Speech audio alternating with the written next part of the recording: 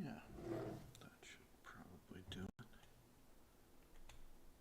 And I'll pause.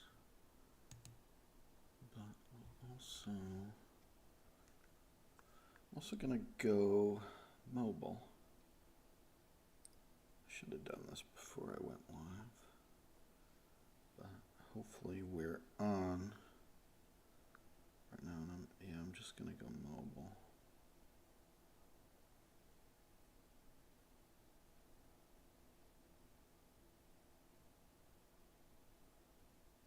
We'll do that. So I'll be able to see the chat on mobile with any luck. I don't know why it's doing this. Thief Archive. Latest. Yes, there I am. Just turn the volume down. Hello. Yes. We'll just sort of do that. Live chat. Top chat. I'll switch to all chat.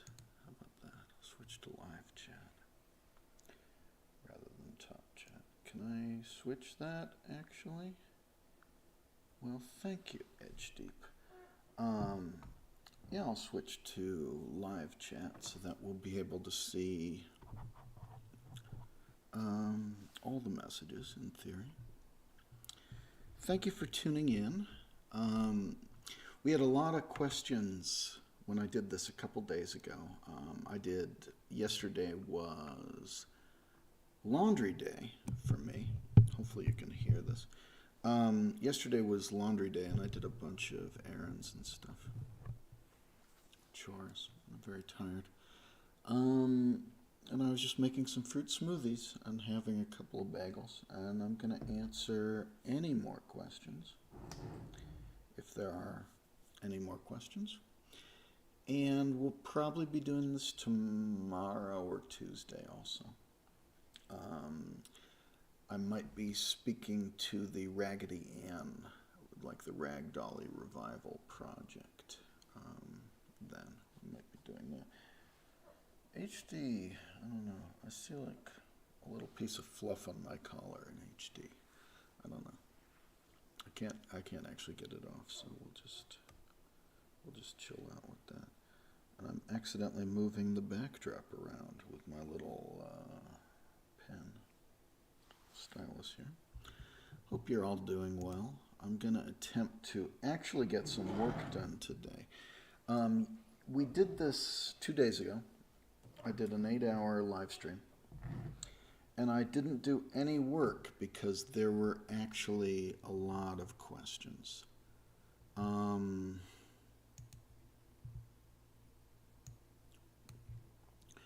So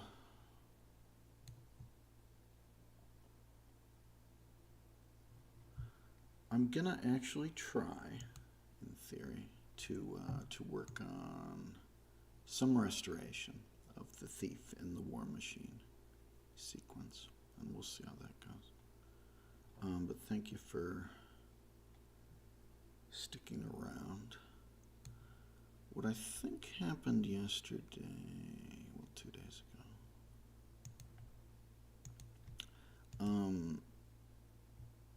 I didn't quite finish this shot, so I'm going to try and finish this shot. And I also have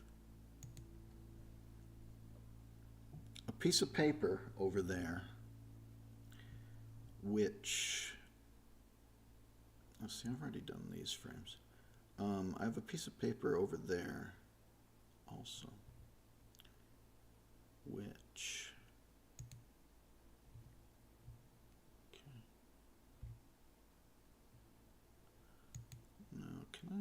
maybe I can make this a little bigger and sort of cut out this side of it, right? Something like that, so it's just sort of over my shoulder when I'm working. That'll probably be fine.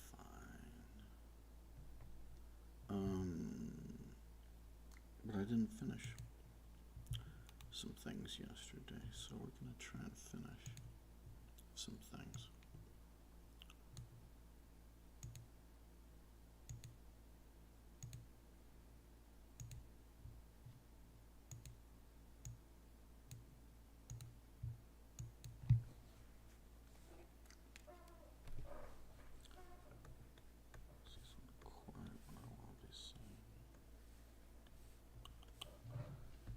I will answer some questions and stuff, if people got any. I'm working on a Gaumon tablet, which I was calling Goemon as sort of a joke, very small joke.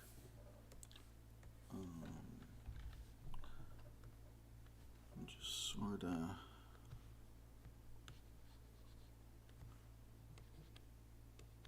painting out some dirt.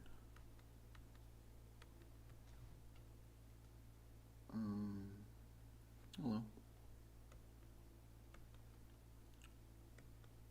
Let's do this.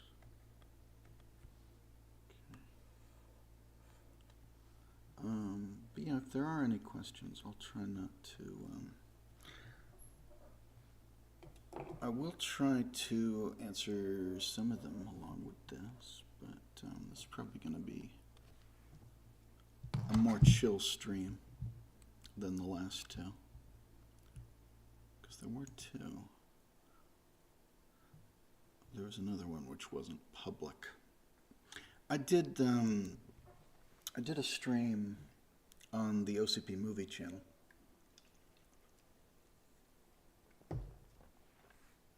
Which wasn't very well attended.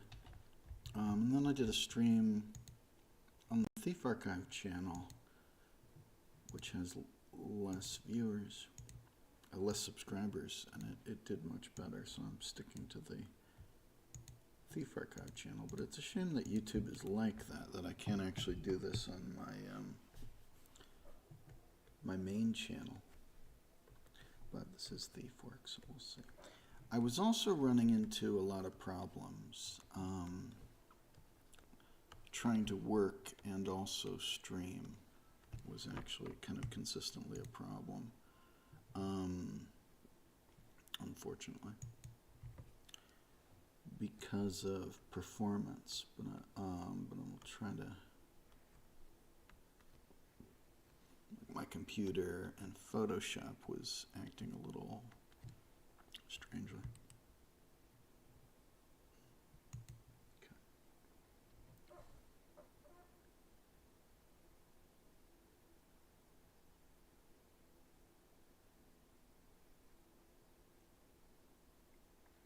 Hi, Gwen. Yeah, we've got Gwen here from the Raggedy Ann project. Hi there. Hi, Gwen. I was just saying in the elsewhere that I wanted to do maybe a stream where some of the Ragdolly folks maybe can call in and kind of talk about how that all happened. I think that would be interesting. We might do that tomorrow or Tuesday if y'all are around. Thank you for tuning in.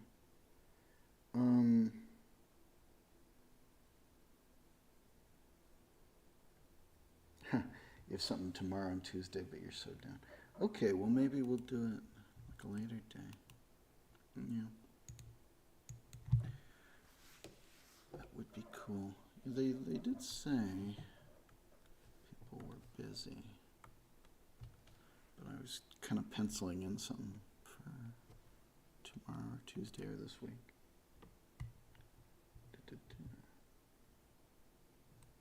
So hopefully that could be fun. I also kind of want to just try out technically like what we could do.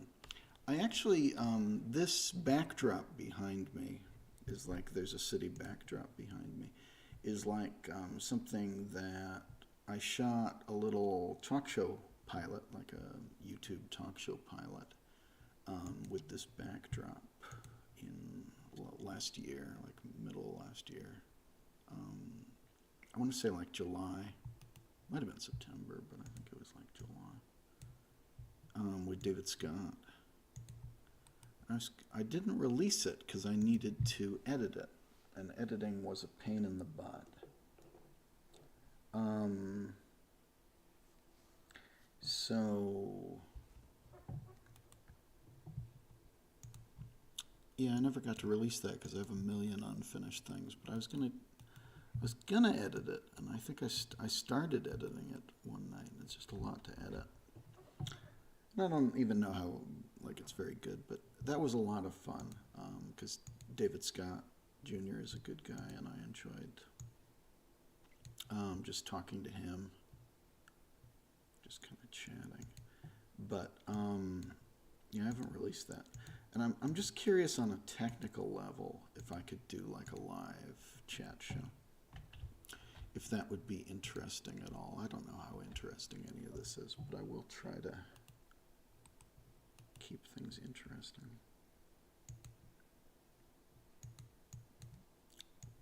Okay. But yeah, thank you for showing up, Gwen. I might have to restrict answering questions to stuff I actually have a response to. I don't have a response to some of this stuff.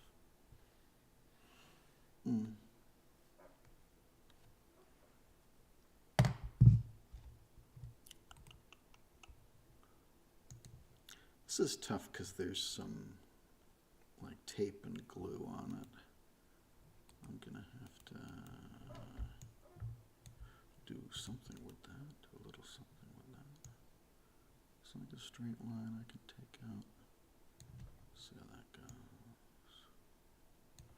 Something like that will probably work. Content aware fill. What I'm also gonna do, let's do a little like Dutch and Scratches filter. You can probably just hear a lot of clicking and all that, which is what it is. Okay, we'll just leave it like that, and then I'll sort of paint it out because I don't want it to look like that. Thank you for coming.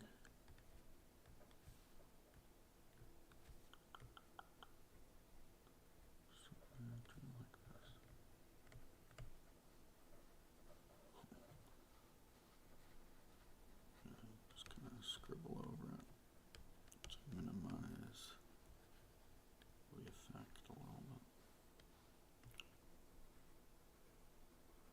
And it's going to be pretty flat. That's okay.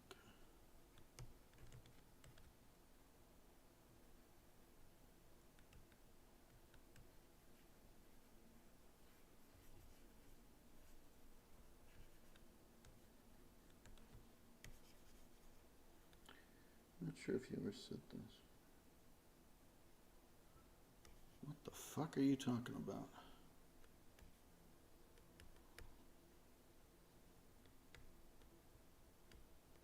Oh, please don't bring up like weird YouTube stuff that I haven't heard of. I don't think weirdos on YouTube should be doing whatever the hell you're talking about. I don't know what that is. Please be good. Please be good in the chat, guys. Hello, Roger Rabbit. I did a Q&A before. Yeah, there'll be some Q&A. If I'm trying to actually get some work done this time, because I did an 8-hour Q&A before. Which I've actually left up. I think I'd normally delete it, but I left it up because it was a long Q&A. So, yeah, I did a long Q&A, but I can do some Q&A. I'm trying to actually get some restoration work actually done this time, though. So I'll be focusing on that. I don't know. Yeah, please don't start drama in the chat. I don't want to hear about YouTubers I haven't heard of today. Thank you. They'll be like, oh, you haven't heard of me? I did a Thief and the Cobbler YouTube channel that something, I don't fucking know what you're talking about.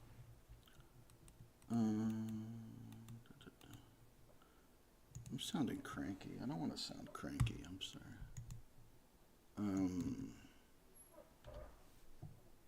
Yeah. I guess I just don't like getting questions I don't know the answers to. Yeah, the questions so far, I'm like, what? What are you talking about?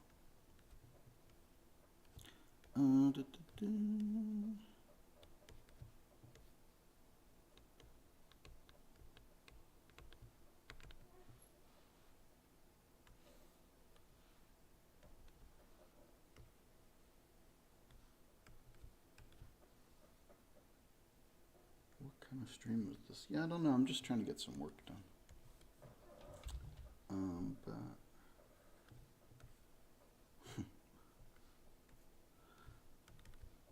because I didn't in the other stream, and I don't know if that's interesting to people watching me work. Probably not, because it's not interesting to me. I am behind schedule.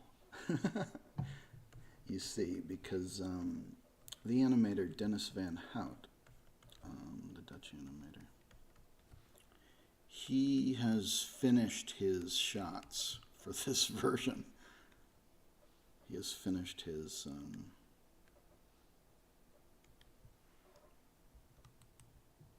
new shots for this version of the film. So that means I'm behind schedule.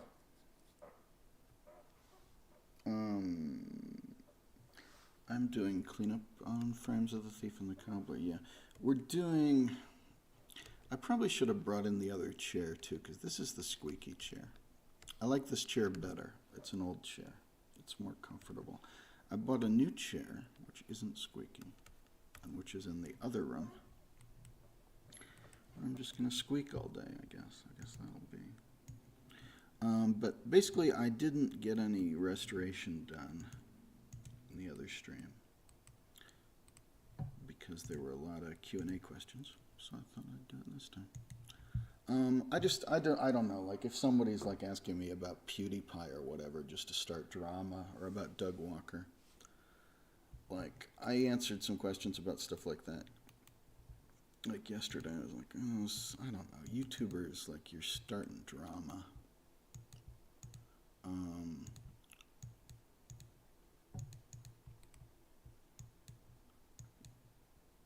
Like, you're just asking me about stuff I haven't heard of, so.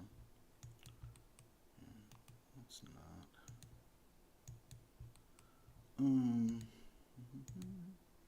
I mean, I think I brought it up just because it's all, it's all in my head, and I'm like, what's going on?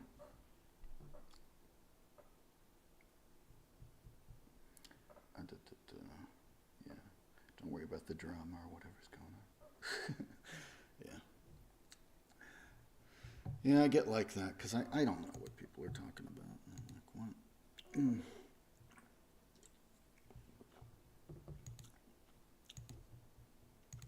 Like, I used to, I spent almost a year, I was working in St. Louis, Missouri, in medical billing in 2010, 12 years ago.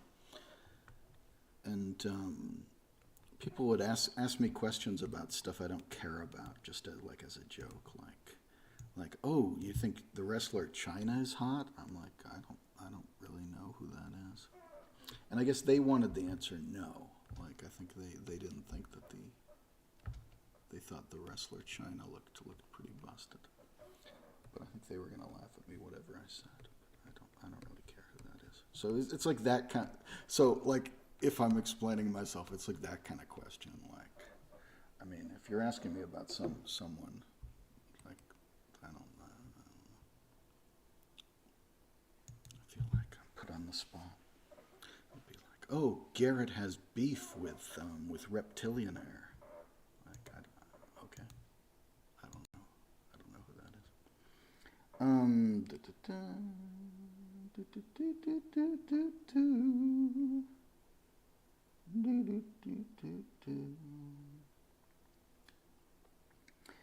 If you are taking any questions, James Shark asks, have you ever noticed any animation errors in final shots from the film? I have, and it's hard. There's a big error in the sequence. There's probably a bunch of big errors in the sequence, but there's a shot when the thief goes through like a burning ring of fire.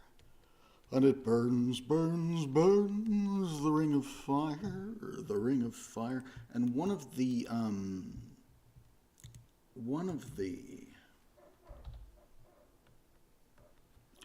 frames has the wrong foreground element, like they hold on a foreground element for 2 frames instead of 1. And I didn't check to see if they fixed that ever by the time of Arabian Night, but the version in this is wrong. I'm not fixing anything that's in Arabian Night that I haven't already fixed. I'm just working on this sequence at this point, and that's it. I do notice animation errors, though. And sometimes it's hard to fix. Like, I don't know how I'd fix that shot, apart from just cutting the frame. And it's fine. It is what it is.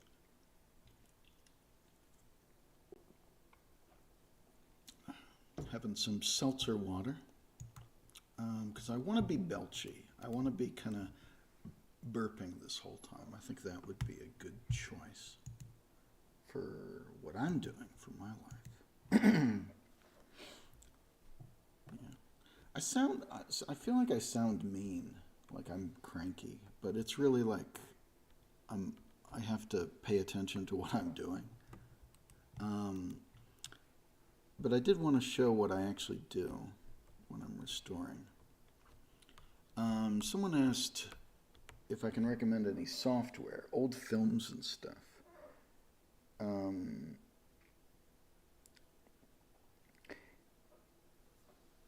I don't think I guess I'll answer. Like I was sort of just like not answering some of these, but I don't think Dick Williams wanted to do songs, so he didn't.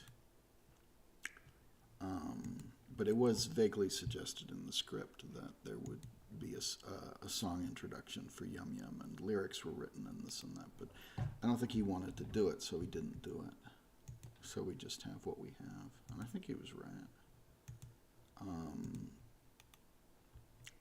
But you know, She Is More is just kind of objectively bad. I'm trying to make my chair squeak.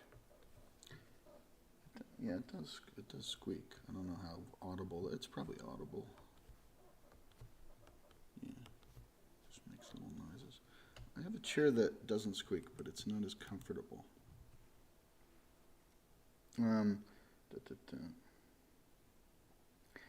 I think I have fixed some animation errors before, but I don't know what that would be. I think it's possible, though, that I've done that. But the problem is this was all shot analog, obviously. Not like digital filmmaking didn't really come into use for another 10 years after this.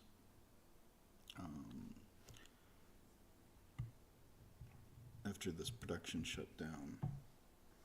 Digital filmmaking was sort of happening around that time with like The Abyss and stuff, but like Attack of the Clones wasn't for another 10 years, and like, I don't know, the movies I was doing on mini DV back at that time digitally, I didn't go digital till 2001.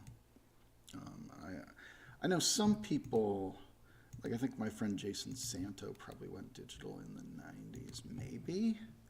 I'd have to ask him. But I went digital in 2001, or at least partly digital. No, I went all digital in 2001. But, and like permanently by 2003. But, like digital wasn't common back then. Yeah, The Thief's toe hairs. and like the flies that have the thief's face on them. But old movies was asking me, old films and stuff was asking me what software I'd recommend for film restoration. And obviously, I'm just doing this by hand at the moment because this is a very complex scene. It's not on twos. When Raggedy Ann was on twos, I could do it automatically with AI. But Raggedy Ann and Andy, 1977, sometimes it's on twos and sometimes it's not. So if you look at the restoration comparison, see, I told you I'd be belching. The restoration comparison on this channel for Raggedy Ann and Andy is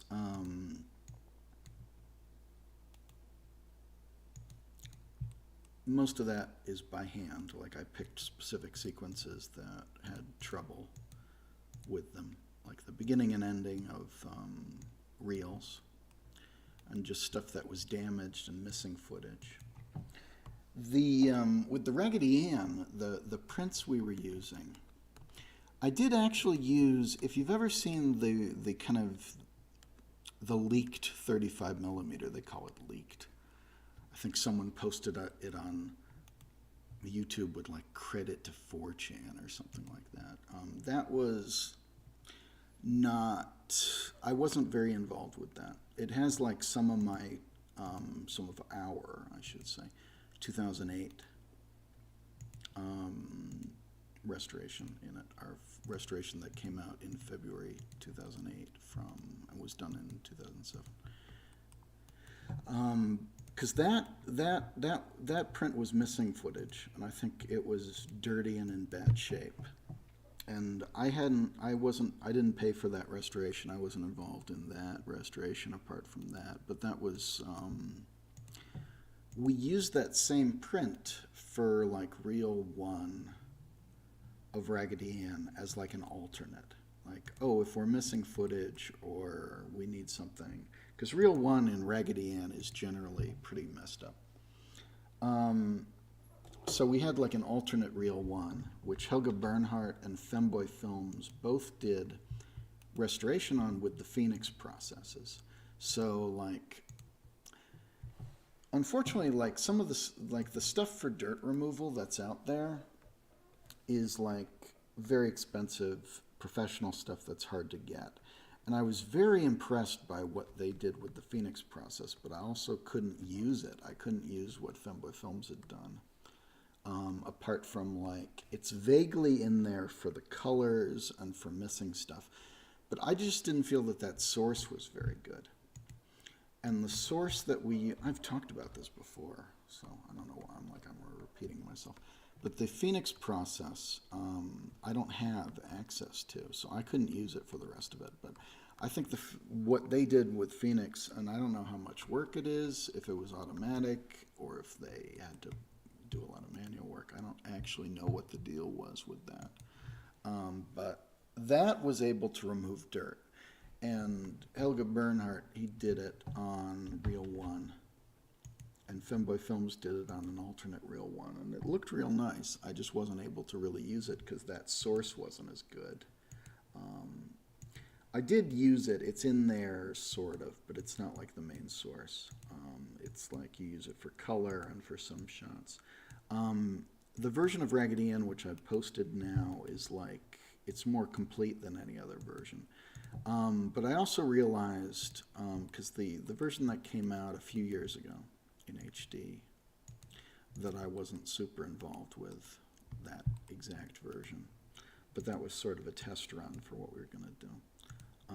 But I didn't even see it. I didn't really know it was happening until it came out. That like source is not as good. I think it's missing highlight detail. It's very like yellow and blown out, I thought. So I just didn't like that source. So I wanted to use a better source. And the best source for Raggedy Ann is the source that we had in 2007. And we didn't use it this time. I was like, oh, we've got a whole bunch of different prints of Raggedy Ann, so we'll be able to just do whatever and it'll be fine. But I didn't really know how good or bad our sources were until we'd actually done the transfers, which I paid Helga Bernhardt to do it, or rather Tim Finn and Jonathan Bayless paid for it, because I didn't have the money, but I just made sure that he was paid when he was doing it. But then the actual print that we were using was a little damaged, which is unfortunate. So the print that we used in 2008 was a better print. And I didn't know that for sure because I hadn't seen it until we transferred it. But it was good enough, but it took a lot of hand restoration to get it to that point.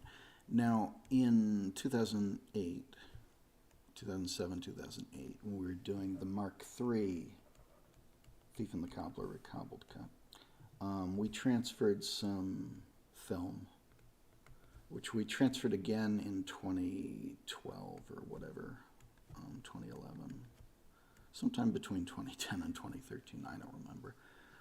For the Recobbled Cut Mark IV, we transferred this film again. But we didn't transfer Raggedy Ann and Andy and the Little Island again from that source. But that was like a source which I called the KA reels, which was just to identify it. But it was an animator who had kept some film. Like this film source is from an animator who fished it out of Gene McCurdy's trash, apparently, at Warner Brothers. Because they'd just thrown it out. I've talked about this many times. And we transferred it to SD, and then later we transferred it to HD. And I wasn't very happy with either transfer, to be honest. I don't think the transfer house did a good job in the SD version, and I don't think this was a very good HD transfer, to be honest. Although I think it's hard to transfer this stuff and make it look good because it's very red and it is this and that. But back then I was given a software which is a professional software called PF Clean. And someone who is a professional helped me get a license for it. And I just kind of kept that around all these years. And it's very out of date now. But it has and I find it a pain to use, so I don't normally use it. But it has AI to remove dirt and dust. But it works a lot better if the material, PF Clean is still, even an old version, I think it might be hard to get a hold of legally. They might have a good version now, that's a lot better. But the Phoenix processors are new, and I don't have them. I'm impressed by what I see. But I was running some PF Clean. I still have that old license because I got my old computer working. I was running it on Raggedy Ann and stuff. But PF Clean isn't good enough for animation on ones with a lot happening. If this were a live action film, this would be a lot easier, and I could probably do it all with PF Clean or AI of some kind. But I can't here so much. So I'm doing it all by hand in Photoshop at the moment, which is silly. And obviously it's limiting what I can actually do. But that's also what I did the first time. This was just several years of work by hand. And it sucks knowing that there's probably AI out there that could probably do it now. That's better. But I don't have it. I do have PF Clean, and PF Clean just wasn't cutting it. So there's some stuff in Raggedy Ann which is PF Clean, but there's stuff that was a nightmare too. Because obviously some of Raggedy Ann is on 2s, a lot of it's on 2s, but it'll also have effects on 1s. The hardest scene was the Captain, I've said this, the Captain Contagious, the pirate captain, was he's got this scene at the end of a reel where he's singing to his parrot, and he's like, "You're my friend, I like you." And that scene has flickering in it. So does the War Machine. And because it's flickering, you can't just, an AI can't figure it out because it's completely different every frame. And I had to spend ages because it was very dirty, and that was a nightmare, like, because it was different on every fucking frame, completely different, and it was dirty, so there was really no source for anything unless you were willing to, like, do a lot of color correction and stuff. Like, my nose is itching. But there was no real source for it. I'm looking for what even this would be, but yeah, I don't know. I do have this, but unfortunately, in with this stuff, I'm usually just kind of doing it, folks. I'm usually just kind of doing it. We have questions. Hello, 22 viewers. How did you get the prints of the film you're restoring? Gene McCurdy's trash, I guess, in 1992.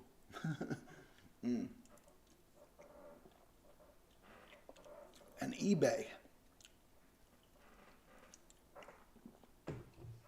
It was just sort of, where did you find The Princess and the Cobbler timecode VHS? Yeah, it was just sort of like doing this project. I need to grab this cheat sheet, but as I've said before, I think I answered these in the previous live stream, to be honest.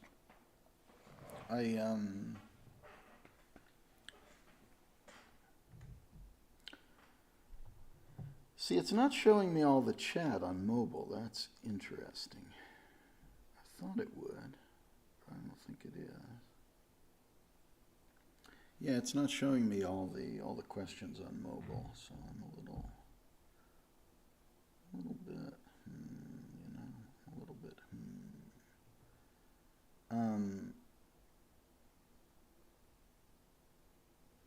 Oh, I've accidentally done the wrong thing.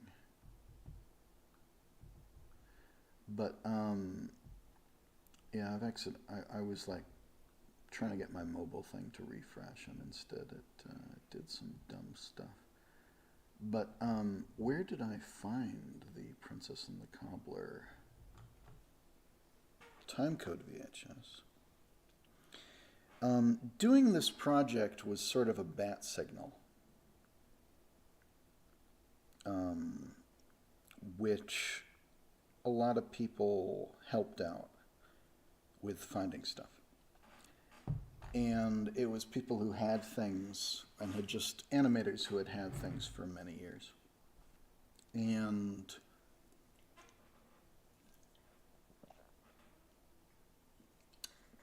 this is going to be the first plug for my archive.org channel, OCP Movie. Because if you go to our archive.org, if you go to archive.org/OCPmovie, you can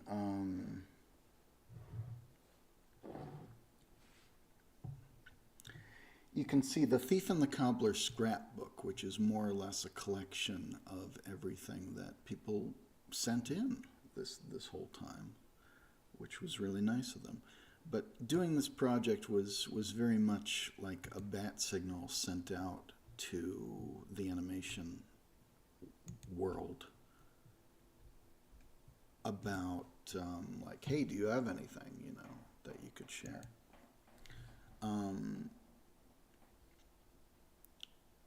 So that's where all that came from, because it was just like, oh, here's someone who has some things. And I got to tell you, there are leads that for other stuff that dried up. Obviously, the Holy Grail that never turned up is an actual full print of the film. The Academy has a moment in time. The Academy of Motion Picture Arts and Science has a collection of Richard Williams' artwork, which it posted even online, and they did scan a version of the work print and this and that. But I don't have that. I've seen it, but I don't have it personally. And there hasn't been like an HD home video release of any version of this film, which would sort of be the Holy Grail. And I don't have that, so that's why this is not like a Mark V. I've often said that there isn't going to be a Mark V. More just to get people to fucking stop asking me about it, because I worked for 8 years on the recobbled cut Mark IV. And people were like, oh, when's there going to be a Mark V? It's like, I spent 8 years on this, and leave me alone. Like, I know that if you see like 4, you can easily imagine like a 5, just because like how numbers work, but please leave me alone. But this is not a Mark V, but like in theory a Mark V would be if there was actually a home video release of the film, and at that point I don't even know what would be happening, right? You know, like they might be doing their own thing if there was something like that happening.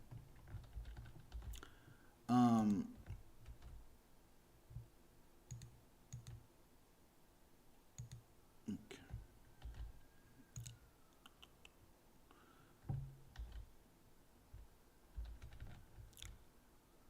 But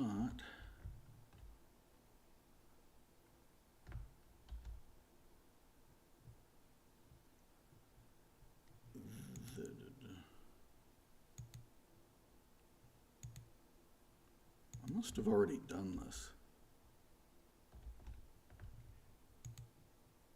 I'm like seeing evidence that I already did this and forgot. Which sounds about right. I think I might have done this like at the beginning of like the stream 2 days ago and forgotten about it. So well.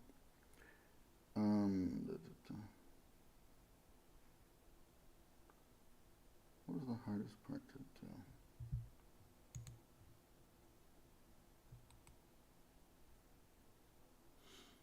Yeah. Okay. Well, I have nothing. I guess there's no more questions that I'm going to answer.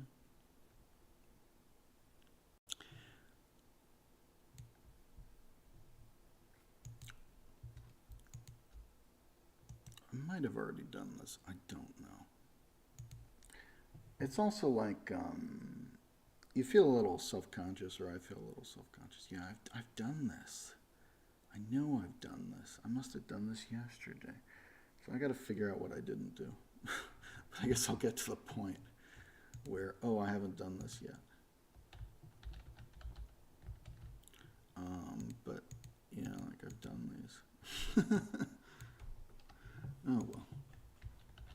See, I've got this cheat sheet, and I did work on like a few shots before, a couple days ago, before it just became a question and answer session for 4 hours.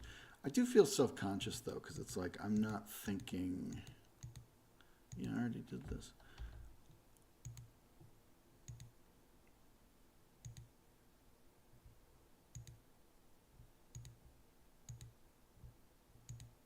I already did all these. For sure, I already did all these. Because I'm just sort of half paying attention, and I'm not really thinking. And oh, did I do that though? I'm gonna check it one more time.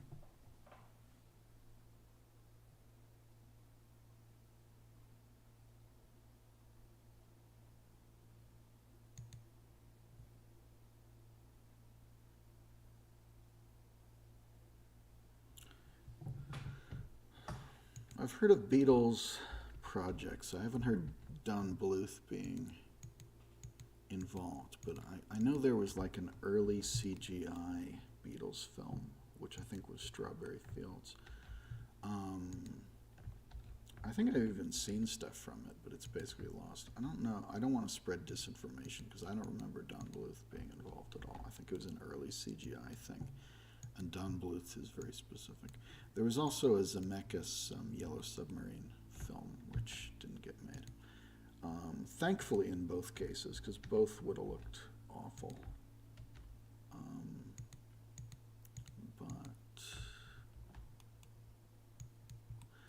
I do have a Facebook group, which is in the description, called Knights of the Lost Media, where I talk about lost media and stuff. And the point was to create a lost media community that I could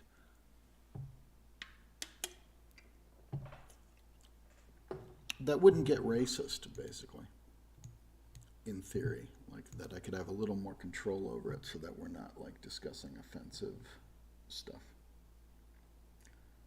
Because I'd rather not, personally.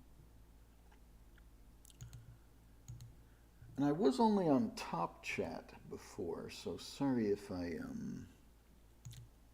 during the 8-hour stream, so sorry if I didn't actually get to everyone's questions during those 8 hours. Because maybe somebody got flagged as spam or something. But one does try.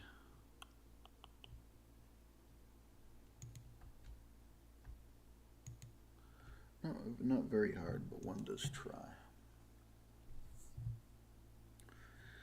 Let me take you down, 'cause I'm going to strawberry fields. Nothing is real, nothing to get hung about. Strawberry fields forever.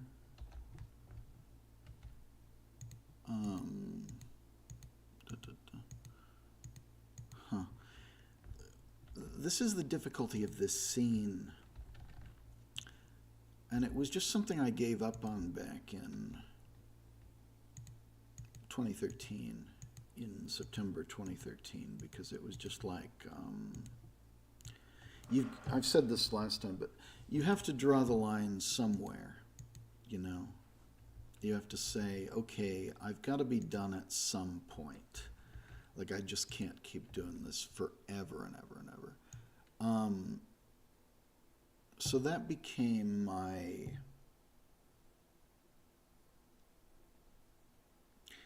stopping point. Was I looked, and like, I hadn't really touched the material from the second half of the film, or like after an hour mark in the film, so like the last third of the film, I think it actually is. I hadn't touched that material. But generally speaking, not so much here, actually, thankfully, not with these two. But there's usually a flickering effect over this whole scene, so it's very hard. I didn't do much with this scene first time around. I already spent a couple weeks fixing splice frames, but also, this film is never going to look perfect, and if we had a print of any version of the film, I probably wouldn't need to do this work, because we'd probably have a better source, because a lot of this stuff is in Arabian Night. A Moment in Time, I don't know so much. This stuff is better quality than A Moment in Time, I would think. Or at least identical quality to A Moment in Time. But I think this stuff is better than A Moment in Time. But it wouldn't be as good as like a print of the released versions, in terms of picture quality, if it was like handled properly anyway. So living is easy with eyes closed.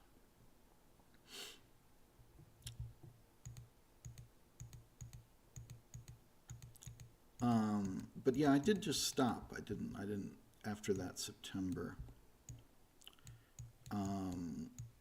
Because I kind of realized that it was never going to be perfect, that these scenes were always going to be dirty, and that there was only so much I could do about that. But, you know, I do, I just get burnt out on it. But I am coming back because we do have new shots of...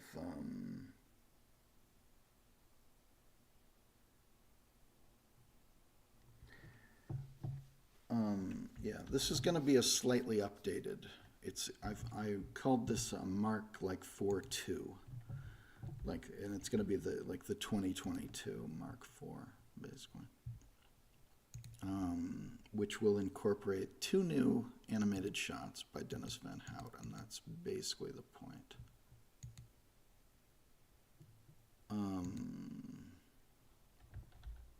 Of doing this. Is to incorporate 2 new shots by Dennis Van Hout. That is the main thing that we're doing here.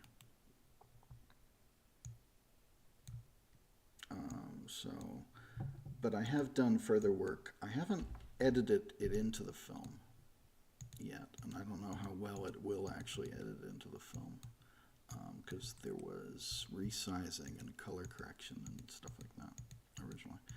But I have done splice removal and cleanup for, like, King Nod's speech to his army and his people.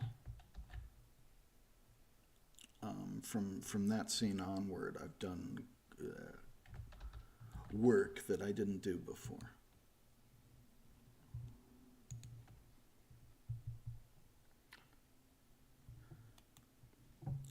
Well, this is actually a lot more consistent than I expected. Like, the lighting isn't changing, at least during this bit. I know the lighting does change during this shot, but it hasn't been changing yet, so that's been good. So I'm just kind of removing a little bit of dirt. But normally I wouldn't, I'm not here to remove like little bits of dirt. I was writing down stuff that's really messed up. And I've got a long list of stuff that's really messed up that hopefully I'll be able to get to.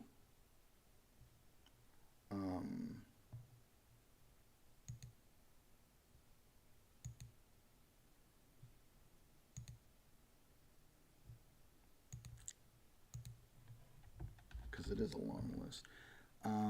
But I did also, I set aside a number of shots from The War Machine, which required special attention because they were really a mess, and so I was working on that. Yeah. It is surprising what turns up on eBay and what gets bought. I did I've talked about this many times, but I did what was supposed to be an official release that got canceled, I think, of like an American Blu-ray of Super Mario Brothers would have had an extended cut on it, and I edited the extended cut. And then they put out an Australian Blu-ray, which I guess was in the works before I was finished, so they just put out a version which wasn't restored and wasn't finished. But it was like a VHS tape of an extended version of the 1993 Super Mario Brothers movie. And it was found like in the estate, like I guess he died, like there was an estate sale of the producer Roland Jaffe. So yeah, they just found that. And it got into the hands of the directors, Morton and Annabelle Jankel, who wanted to do like an official release based on cleaning up that VHS tape. So I cleaned up that VHS tape. But then there were like rumblings that things weren't going well. And so I just leaked it to archive, like as if it was a fan edit. But I did get paid for that. That was actually supposed to be an official thing. Maybe it will be. I mean, they're welcome to use it, but I think if I hadn't done that, and I did ask permission before I leaked it,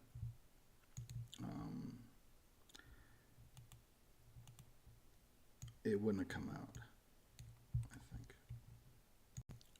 because a lot of reasons, but there's like no plans right now for an American Blu-ray of Super Mario Brothers. There was a British one a while ago, and there was a Australian release, which, as I said, included one of our VHSs on it, but transfers, but unrestored. So definitely not what I did, but it was. They told me, oh, this was in the works before what you were doing, and so they just kind of jumped the gun on it, which sucks.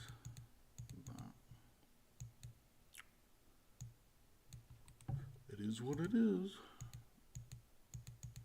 One thing I can see is that this is starting to wobble.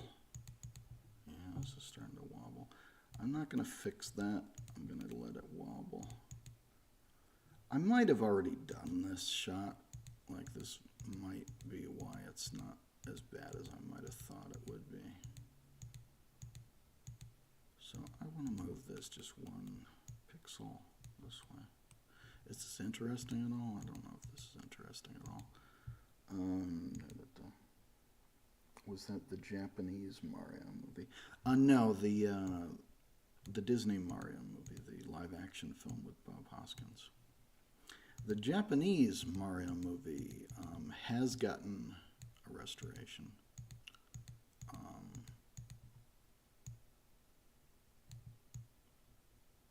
But I wasn't involved in that. Like on YouTube, there's like a restoration of the Great Adventure to Rescue Princess Peach, or whatever that anime movie was called. But I was involved in the 1993 movie with Bob Hoskins, which I hadn't seen.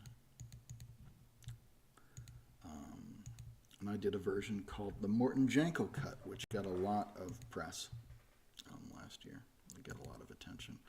And it got a lot of attention because I just leaked it. You know, we didn't worry about getting permission, because I don't know if it would have come out otherwise, which is a shame, though, because that was the plan at one point. And there were disagreements about that plan, but that was the plan when I signed up.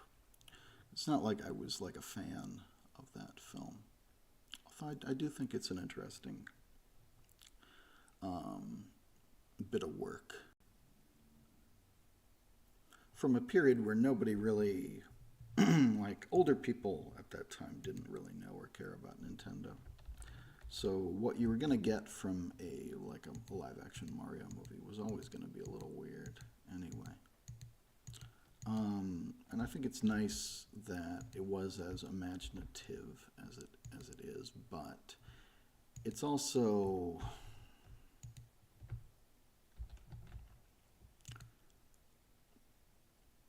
it's you know, it's not what the kids wanted, but it's also it's caught behind two different tones. Because they wanted to do a more like adult movie, not for adults so much as teenagers, but definitely not for little kids. And then when Disney got involved, it was like, okay, no, like Mario is for 4-year-olds, and that's what this movie has to be. And so the movie is very confused about what it wants to be. But I enjoyed working on it. I think I was able to improve on certain things in the edit. I think if I had access to other stuff, like stems, mainly stems of the audio, I could have done better. I really needed like separate stems of the audio, and I had to do that myself to what extent that we did them. And that's unfortunate. But, because there's things about the editing that I think are obnoxious in that film, and I kind of tried to minimize them, or how the music is used. There's like a Pee-wee's Big Adventure type theme, which gets used a lot, and I think, no, like I tried to use that less and stuff like that. But I hadn't seen the film, and I didn't want to I tried to watch it as little as possible so that I could come to it fresh, and I think I was able to make improvements. But I think for some of the people involved, it was always just like a proof of concept anyway, which I don't know if, I mean, I hate to be that way, but it's like, I don't know if my version would have been released anyway, at least if some people had a say in it. I should have been, though, and maybe it still will be, but I had to just kind of dump it out there. And people are like, oh, it's a fan edit or whatever, which it's not. Like, it was an official thing.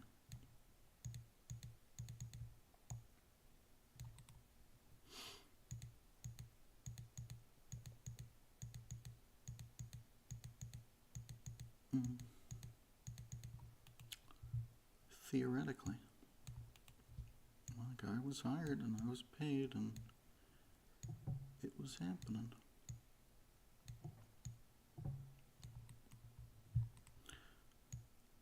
I don't know that they'd ever hire me to do like an official Thief and the Cobbler either. I got the impression that they wouldn't, but I don't know who they would be in this case anyway. I don't know that there'll even ever be like an HD release of The Thief and the Cobbler in any form. Like, you can't really predict that or know that, and I would be the last person to know, maybe. They should hire me.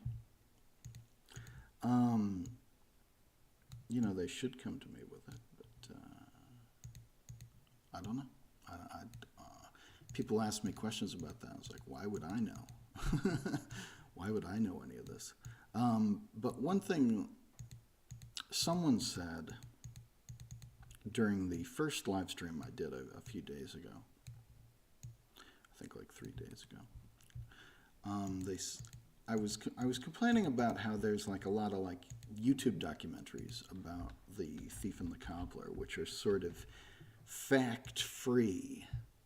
Like they haven't actually done any research, and they're telling the story of the Thief and the Cobbler's production, which I don't think has ever been really told in a way that I agree with anyway,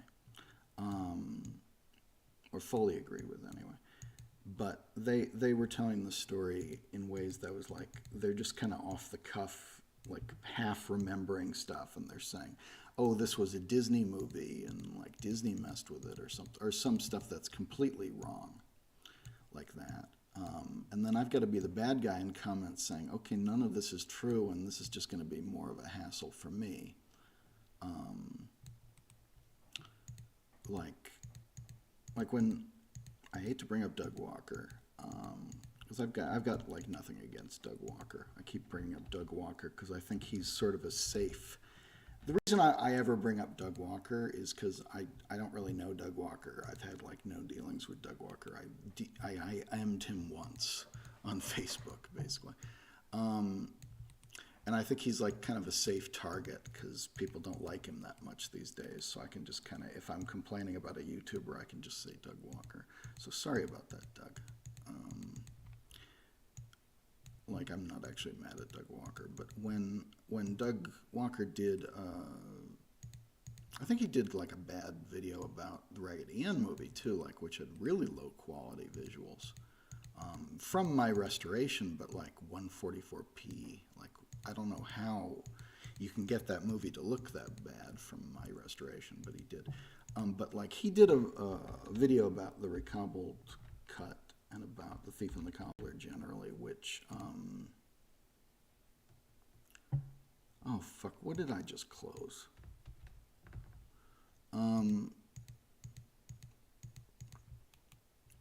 Which approached it in kind of an obnoxious way, and which got a lot of things wrong, which I would then have to correct, basically. So, so there's definitely like some double-edged sorting going on there, I guess.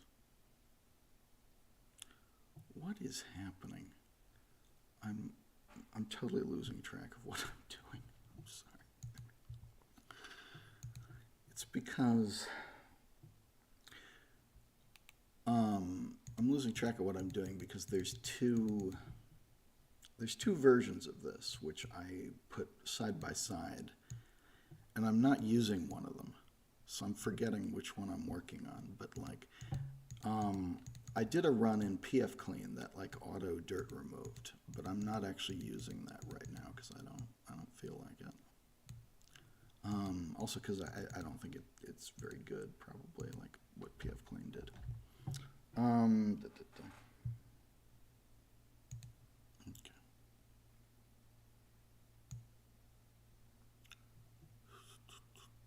Was that the Japanese one? It's a strange one. Like scripts and interesting. Yeah. Paramount expanded their deal. Please. No.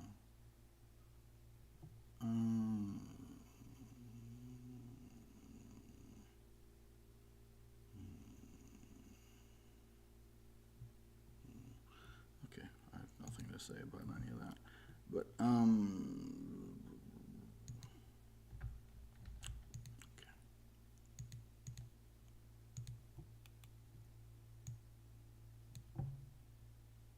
But yeah, it does get to be a pain sometimes.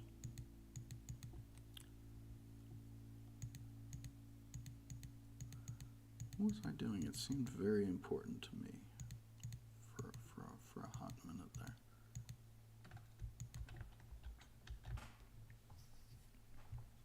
This is hard. It's like walking and chewing gum. Like normally I would have like a podcast on in the background, I think, too. But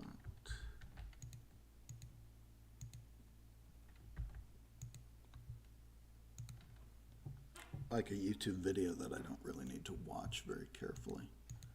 Something like that. I say podcast, it wouldn't really be a podcast. I was thinking, I don't do this kind of work that often, so so I use it to like catch up on YouTube backlog, basically.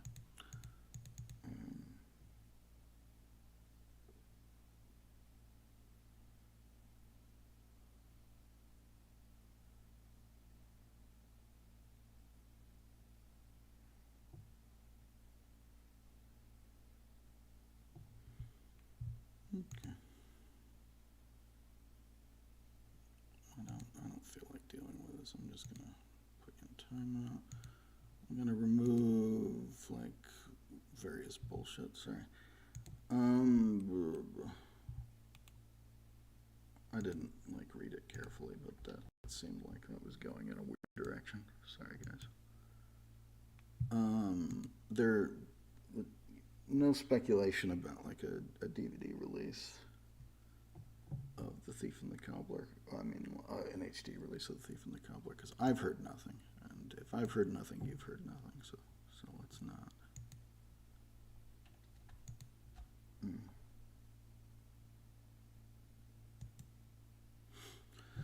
Okay.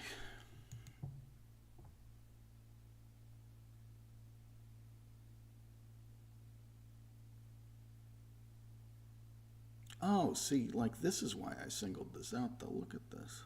Christ. Yeah, I mean, that's... But you also see... There's also this thing where the PF Clean isn't getting rid of this either, so that's going to be something that I just sort of have to deal with. But let's see what we got. Yeah, it is. I think it is similar from shot to shot, though, so I think we'll be okay. I'm going to shuffle forward a little bit.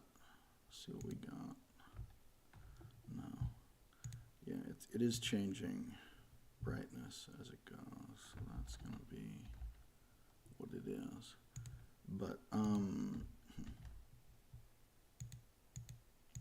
I just have to be very careful using anything from the PF Clean, and like PF Clean did not get this entire thing. It got a few dots, so it's usually not even worth me looking at the PF Clean run.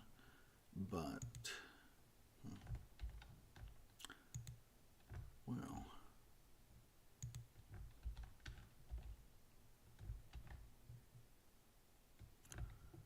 Christ, what was that? Was that 6? Yeah, okay. I can probably clean this up pretty well.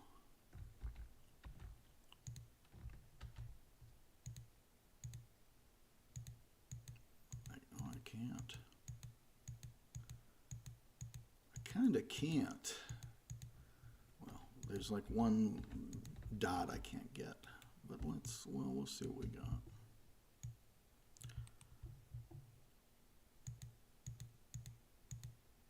Okay. But yeah, be good. Be good in chat, please.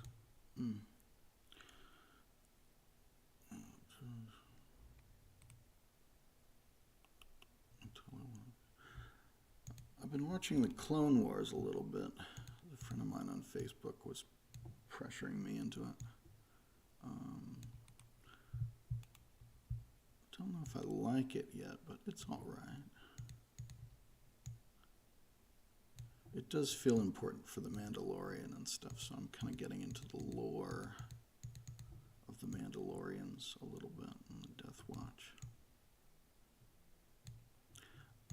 I kind of wish I'd known that stuff before, and I also know that the season 7 finale is all about that stuff. So let me take you down.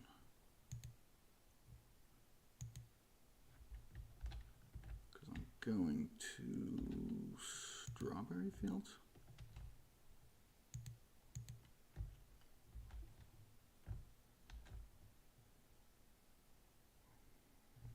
Okay.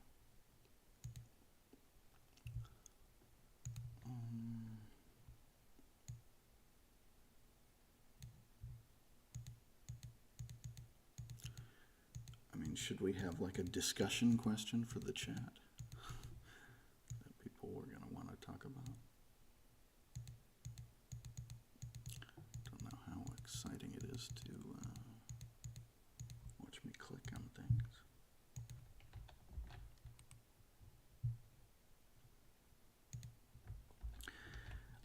One thing I do is a lot in these is I have like Photoshop actions,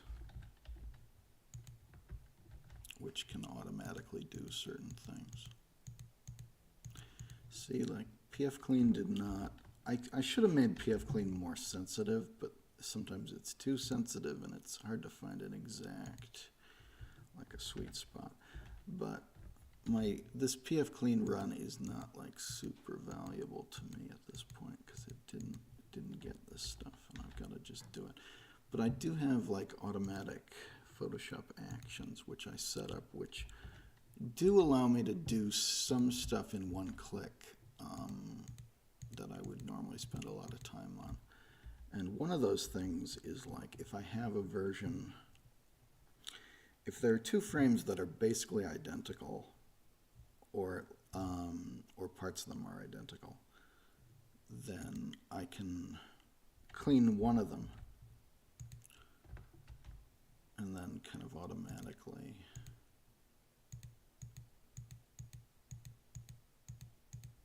make the other one work.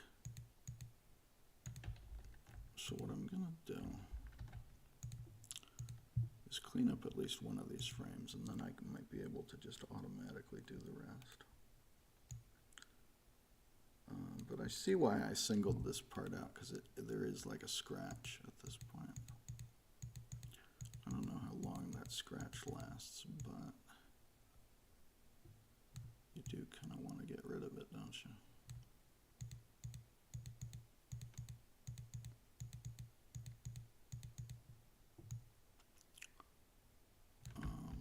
Unfortunately, the computer is being slow because I'm streaming.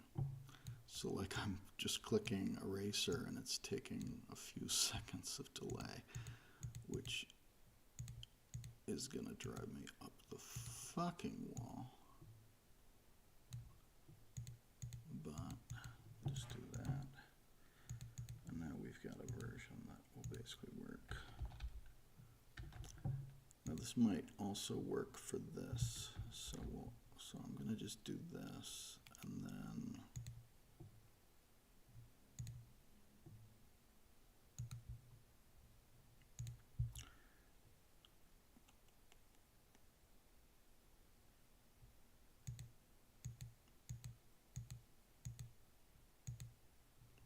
So that wasn't quite right. It looks like there's a lot of stuff that got built in from the other thing. But, so I'm not going to use that, but I'll use some of it.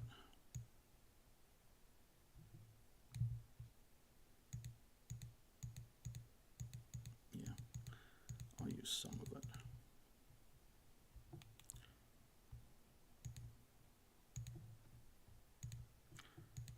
But, yeah, this delay is really shitty. I need to be able to just do this quickly. And everything I'm doing is really delayed, unfortunately. Because I'm streaming. Okay. I'm gonna get another thing to drink, and I'll be back in a second.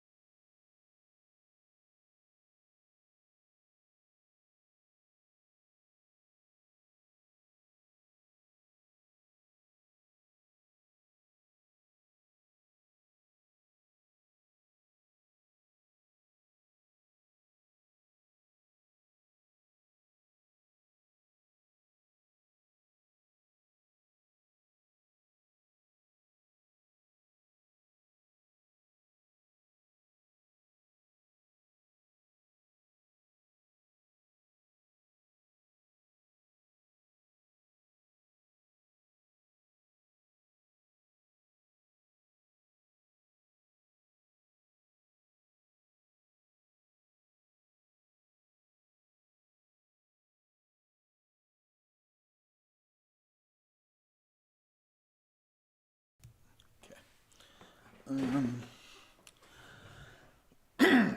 Let me clear my throat. Internal.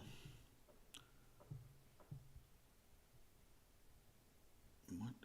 I think you mean total eclipse of the heart. I think Favreau understands the Star Wars lore and he respects it. Yeah, probably.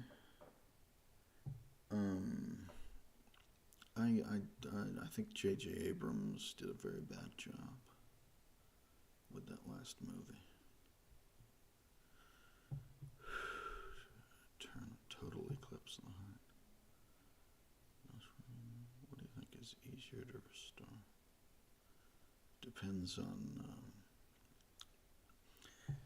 Depends on how damaged it is.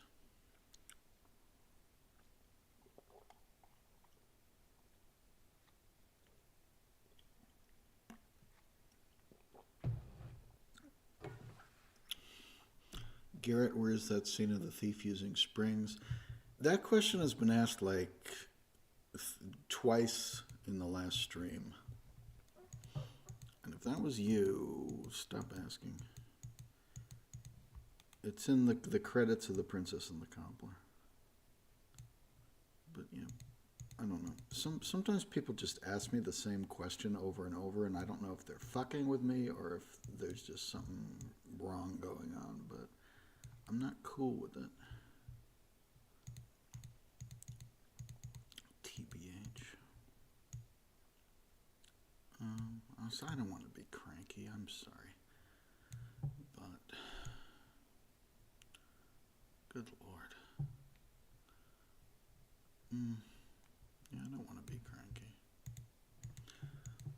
I should catch myself before being cranky. But it is a bit of a...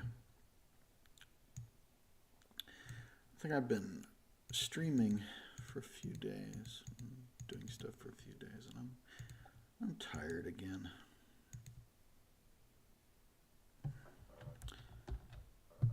Look, I've answered that question several times. I'm really sick of it.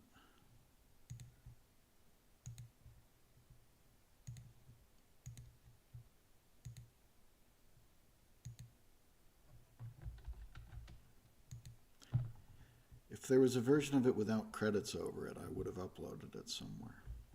I mean, that's what you get.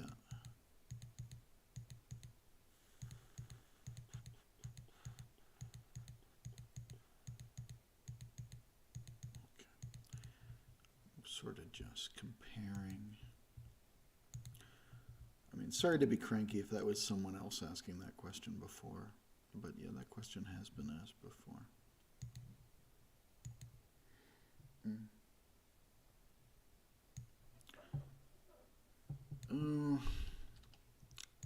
It's hard to do because this is really slow. Like, I'm getting really slow Photoshop performance. That's not great. That's really not great.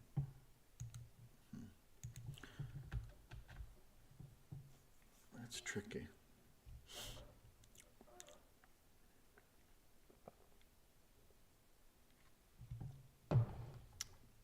Which just means it's going to be taking longer to do anything. And that's frustrating. There's like a delay when I try to do something. Because I'm streaming. And that takes up a lot of power.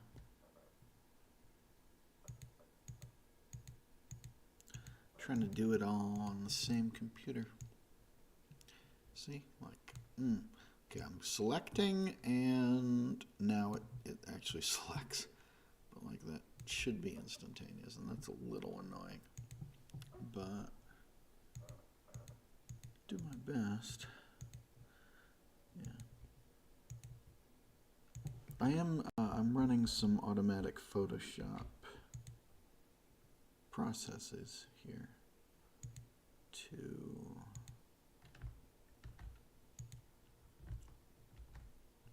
help with what I'm doing,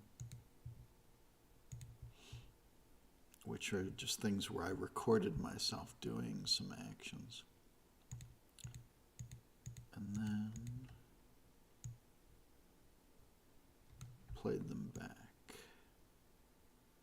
a bunch of times. So in this case, I'm just sort of... I developed this process for Raggedy Ann because a lot of times it was on 2s and you'd want to restore, the animation was on 2s, so a lot of times I'd want to clean up one version of a shot, or like the shot was static in places.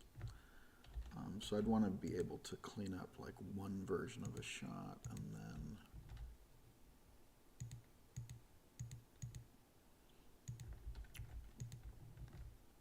not worry about it. But still retain the grain of the film. So I developed these Photoshop processes which are currently failing me by being very slow because I'm streaming and this is frustrating. And last time I just answered questions the whole time, so I didn't have to deal with this. But when I in the stream the day before that, like 3 days ago,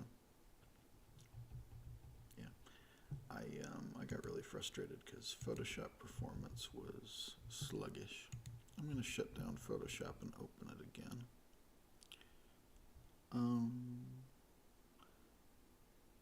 But yeah, the Thief on Spring scene is, our only copy of it is in those credits right now.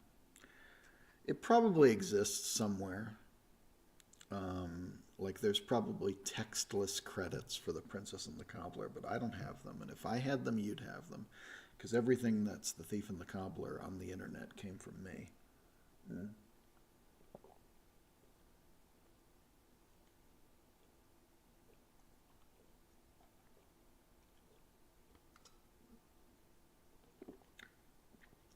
Very few exceptions.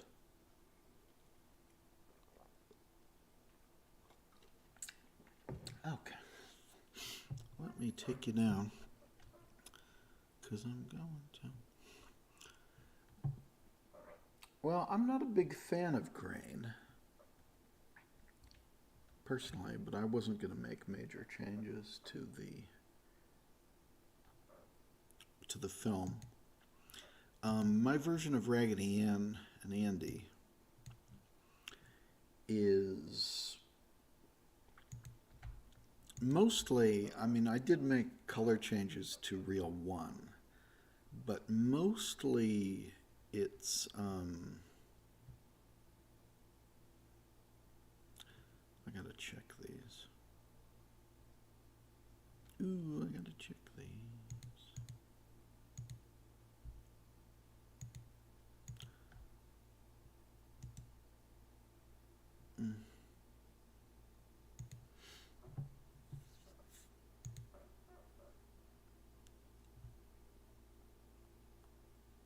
Okay. Photoshop. Hello, come back, Photoshop. What I was doing with the dirt removal on Raggedy Ann and Andy was so complex that I wound up really not doing color correction to the movie. Apart from averaging the colors of 2 different prints of the film that we had for Reel 1, which was a very complex thing to do.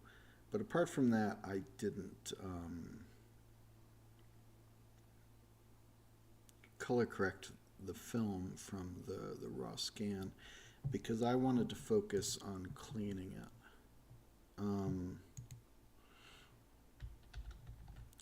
Which got me into a little trouble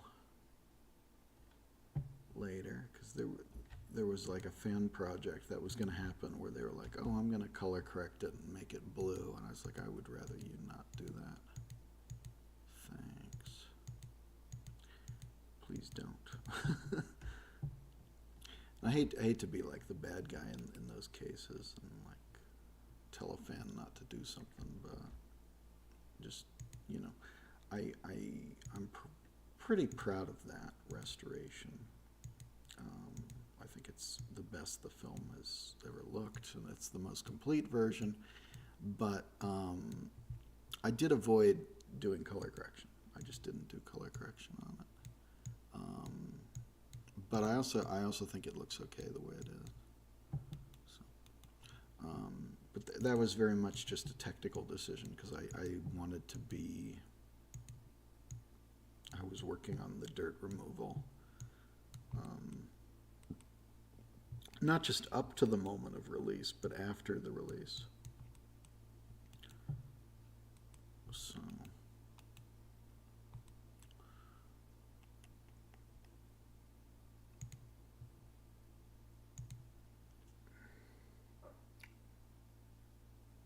Well, thank you.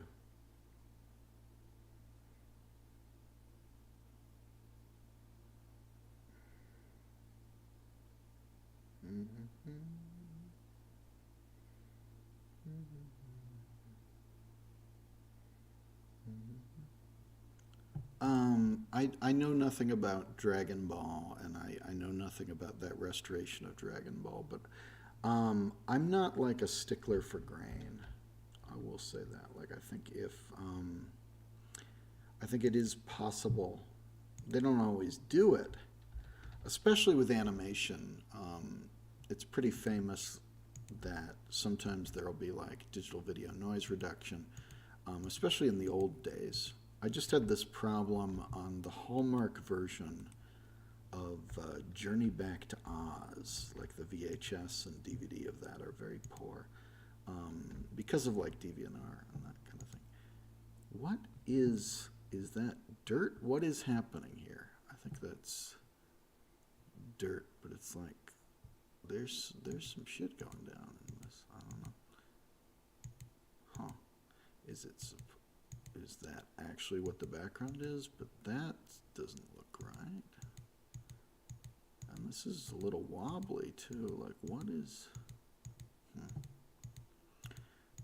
happening here? It's looking a little wobbly. I think I'm gonna have to check out some stuff that's happening in that vicinity. But thank you. Garrett's new restoration of a musical adventure is honestly amazing. No official release, if that'll ever happen, we'll top it. Thank you. I think, if they have the negative, like the negative is in good shape, they could probably top what I've done. But I do appreciate it. What is happening here? I want to know what's happening with this. 82. I'm going to look at 81 and 83 because that's weird. And I shouldn't because I've got too much open already, but let's see. Huh. That's something that's happening. That is for real something that's happening.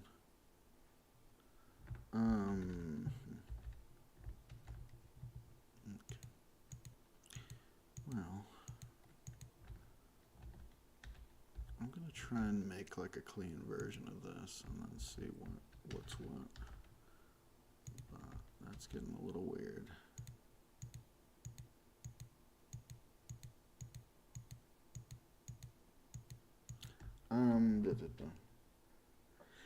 But I think like old forms of digital video noise reduction, the problem is not so much removing grain, because if I'm doing like a VHS restoration where you can't see the grain anymore because it's such a low band format, I have no problem with doing noise reduction if it'll help like the quality from a bad signal. But if it is good enough to have grain, like if you got a nice film scan, this is going to make me sound old because we were working with SD material before that, where sometimes it's literally just noise rather than grain, right? So you want to get rid of noise. Grain, I can take or leave. You want to have a certain amount of grain to show motion, but I'm not like super attached to grain. I think you can remove grain to an extent without it looking bad. But your goal should be, is there more clarity? Is this more clear than the original? That's really the only the question worth asking. But I think with a lot of like older animated films and older noise reduction technology, they would like be erasing the animation and not noticing. And that's bad. I mean, obviously that's bad if you're losing animation. I just posted a VHS version of like Journey Back to Oz because, boy, howdy, that had some troubles. And I don't think a good version of that exists anymore, supposedly. Like, there are no masters of that floating around, unfortunately. So that sucks, that film. Well, I think the film kind of sucks too, I'm sure. But I just mean that it sucks that there aren't materials for that film anymore. But I think you could, I was just saying this in Knights of the Lost Media, my Facebook group, Knights of the Lost Media, Vinegar Syndrome just put out a version of Drop Dead Fred, which looks very grainy. And I'm like, well, if you like grain, that's good. And I think that's good for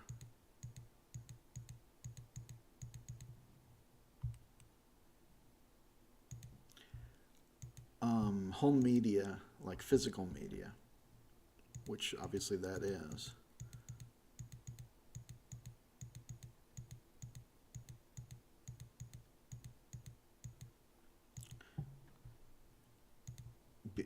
But if you're streaming, you don't have as high a bit rate, so grain is actually gets to be a problem.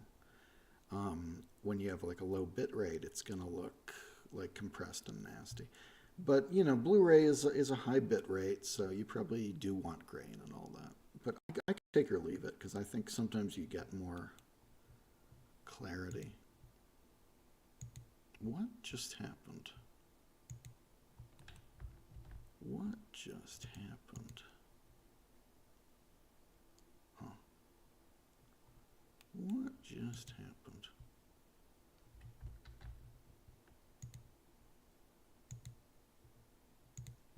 That was not what I intended to happen, whatever just happened. Oh, I know what happened. I'm clicking the wrong thing. I'm clicking the wrong thing. God damn it, stop. Ooh, okay. Ooh, okay. I clicked the wrong thing like multiple times because I'm not thinking. Because I'm trying to do two things at once. Okay. It's possible to remove grain, but Dragon Ball did it badly. Okay, fine. Yeah, you shouldn't crop it either. You definitely shouldn't be cropping the animation if it was 4:3. And that was also that was something with the Mario movie. I insisted that it be 4:3 open matte, and I talked about this before, and I was kind of demanding that for a long time, and I didn't know how we could actually get that or pull it off, and I didn't realize that the the VHS release of Mario Brothers actually was open matte. But our work, so I was able to use that, which was great, and that was obviously very easy to find once we found that out. But the work print VHS that I was working from for the Super Mario Brothers 1993 movie was open matte, very open matte. Like you could see a lot more of the set, and I was like, well, this is a really low quality VHS. I told this story the other day, so I'm just repeating myself. But I was like, this is such a low quality VHS that I want to make sure if I were to crop it, it would seem even more low quality. Like I want to retain whatever is in the frame right now. I just want to retain it so that it'll seem like it's higher quality and you don't have to zoom in. Like you'll keep it zoomed out so that you won't be focusing on it. But that also meant we had to track down an open matte version of the entire film. And luckily the retail VHS is open matte. And so is a DVD we found, that I found. I shouldn't say we, because in this case I found it, because it was some weird bootleg. Because I don't think it ever actually got released on DVD that way, but it might have aired on TV that way. It's missing part of one scene even. Like it was a sketchy release, but it was like and it was blocky, like the bit rate's not great, but it was open matte, and it was a DVD, and currently that is our source, or was my source for the movie, just generally. Was this like booty bootleg, you know? I'm gonna click.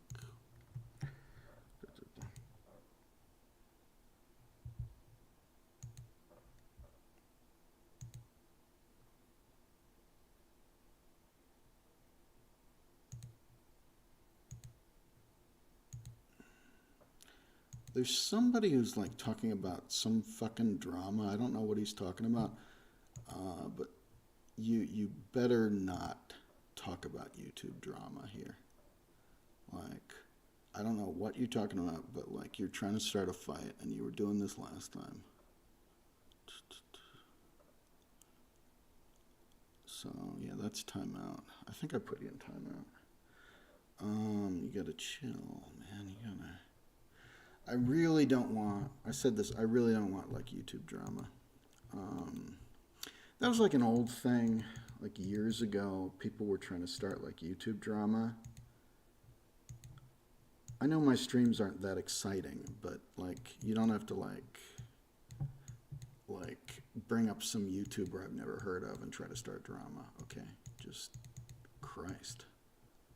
Like, behave yourself, man. Or a YouTuber I have heard of, you know, like Doug Walker or whatever. Just, I mean, that keeps being my go-to example. But no, like I don't want to.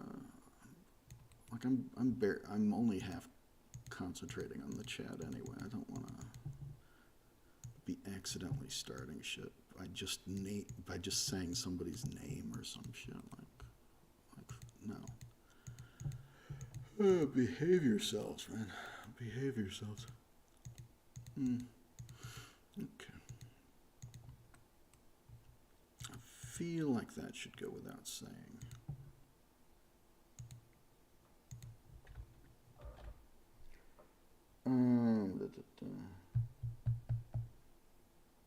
Apparently you can combine scans of multiple prints of a film to reduce the grain and get closer. Well, that really depends on if it's stable. Like you'd have to have no gate weave or jumping. I don't know about that. Combining different scans of a film to remove grain. I don't know about that. What you're really doing when I do like noise removal or whatever,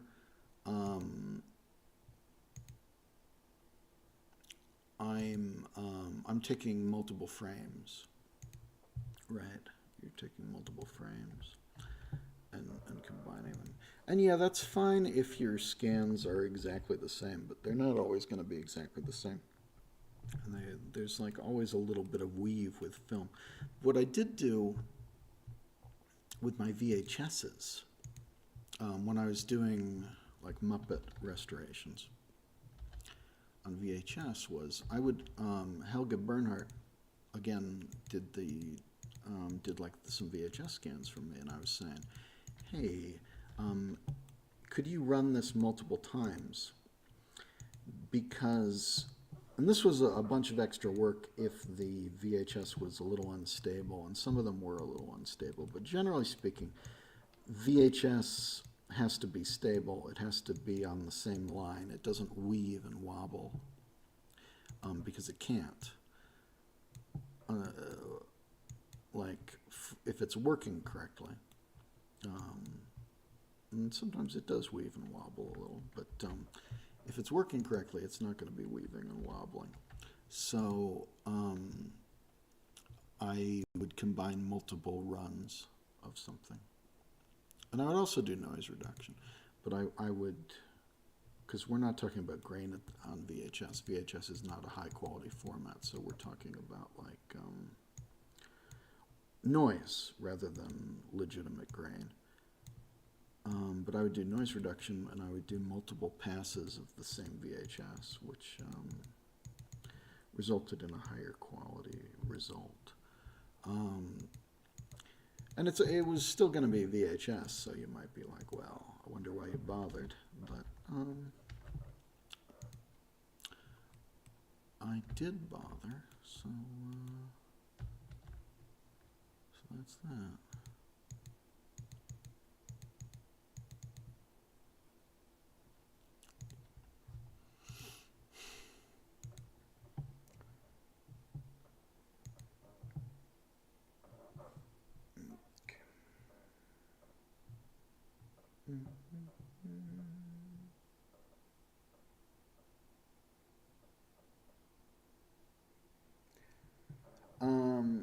What is my favorite piece of Star Wars media? Return of the Ewok, I think, is the best Star Wars film.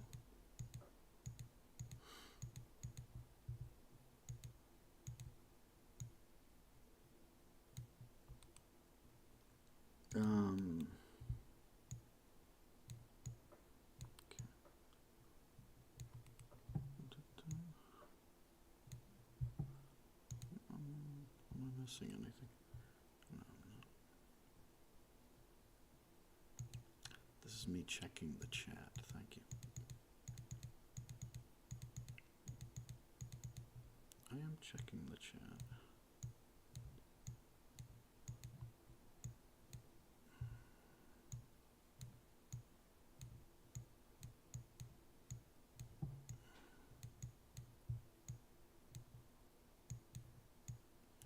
I bet you're mostly hearing clicking. I think that clicking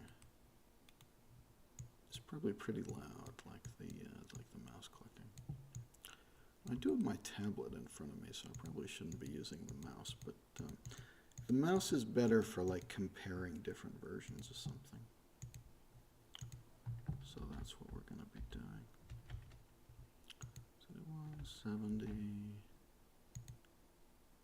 Okay, so this is like there's a splice frame here where it's kind of jumping up all of a sudden. Yeah, or it's down, and I've got to match it to a different frame, basically. So that's a whole fucking thing.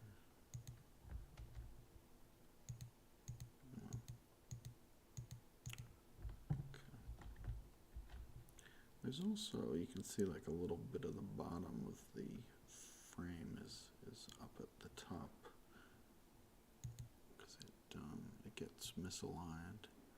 And sometimes I would use that. You can see it just becomes misaligned and blurry for a bit. But we'll see what we can do about that.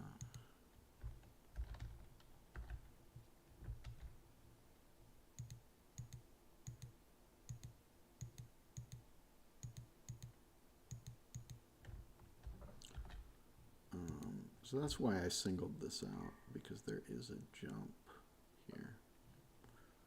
Okay. So we're gonna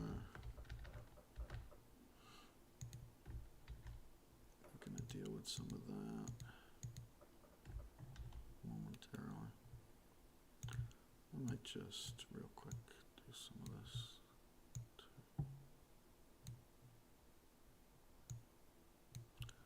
That's not working great. Where it is. Probably have to go back and fix that a little better than I just did. But let's go to 68. So I'm going to time all these to where it's at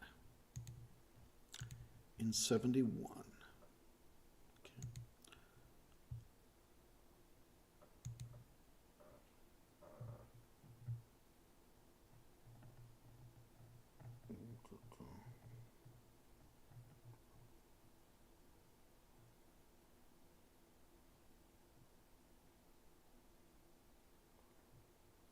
Okay.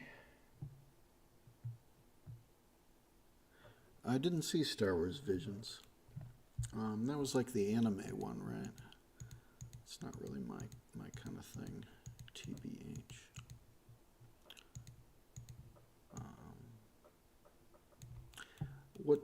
But I mean, I heard good buzz about it. I think the derivativeness of Star Wars does bug me, because I'll be watching something and I'll be like, oh, they're just doing Starship Titanic, and they're just doing Dark Crystal this episode. I'm talking the Clone Wars here. And that's not great when you can pick up on what they're doing at all times. Like, that's not spectac. But Star Wars has always been derivative and like a rip-off of other stuff, so it is what it is. Yeah, I get a little bit. Oh, they're doing Godzilla this time. I think I haven't actually watched those, but I hear there's a Godzilla arc in the Clone Wars. The Zillo Beast. It's like, but yeah, there was one where they were doing.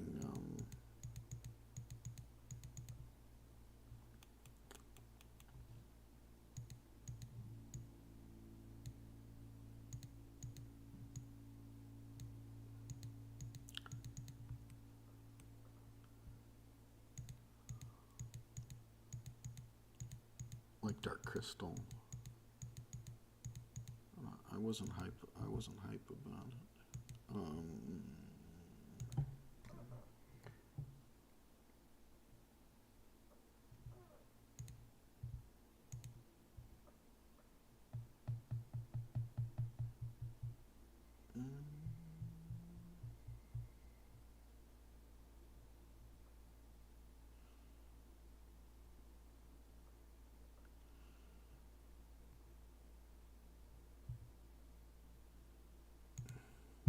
Well, it wasn't just George. Like, I'm talking about like the Clone Wars ripping stuff off, which you gotta accept that there's a lot of like rip off and homage in Star Wars, but it's still like, come on, guys. I think at this point, there's so much you could do with Star Wars that you could do something more original. So it bugs me when they're just literally doing.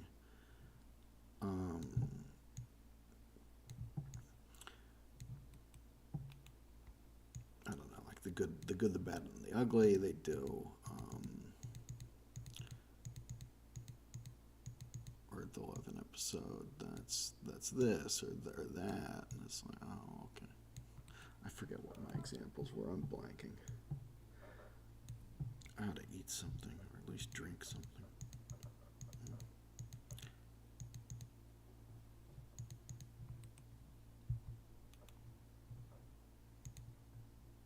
Oh yeah, Starship Titanic. Yeah, there was one that was Starship Titanic, and there was one that was Dark Crystal. And like, I see you, you know, I see what's happening, so.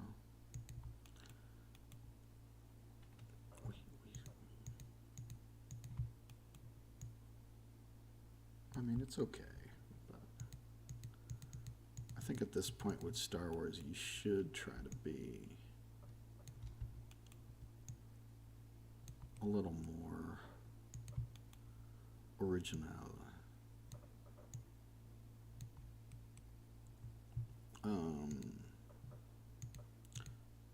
Could just do the Star Wars holiday special again.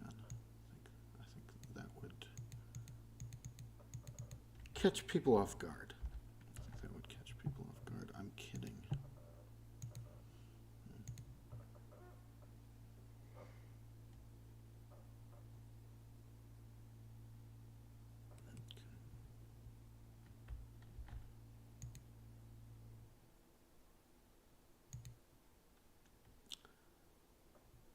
I made myself, how long have we been at this?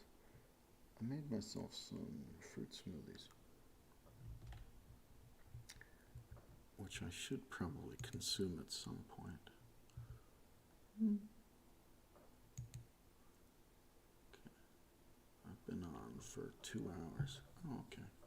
It's longer than I thought.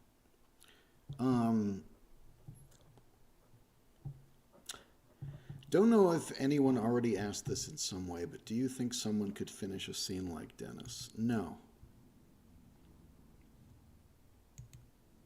I think it was tough for Dennis to do what he did. I think it took Dennis some time to do what he did, and it's something that I don't think most people can do. And so this is just one of those questions that I would like say no to just to discourage people, I think. Not because I actually think it's impossible or anything, but because I think the people asking probably couldn't do it. I think if you're asking this question, you couldn't, or I think you're maybe being unrealistic, or you're expecting some. But it was tough for Dennis to do what he did, and he kept the scale pretty small with what he was doing, and it was still tough. Like, this sort of thing is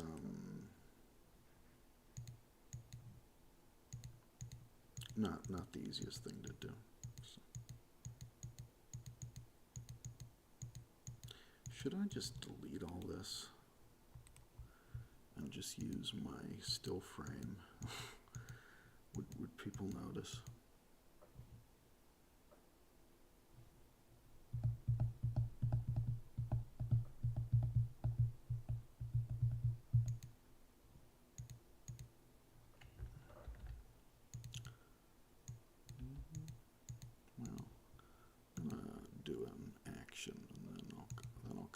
to this question.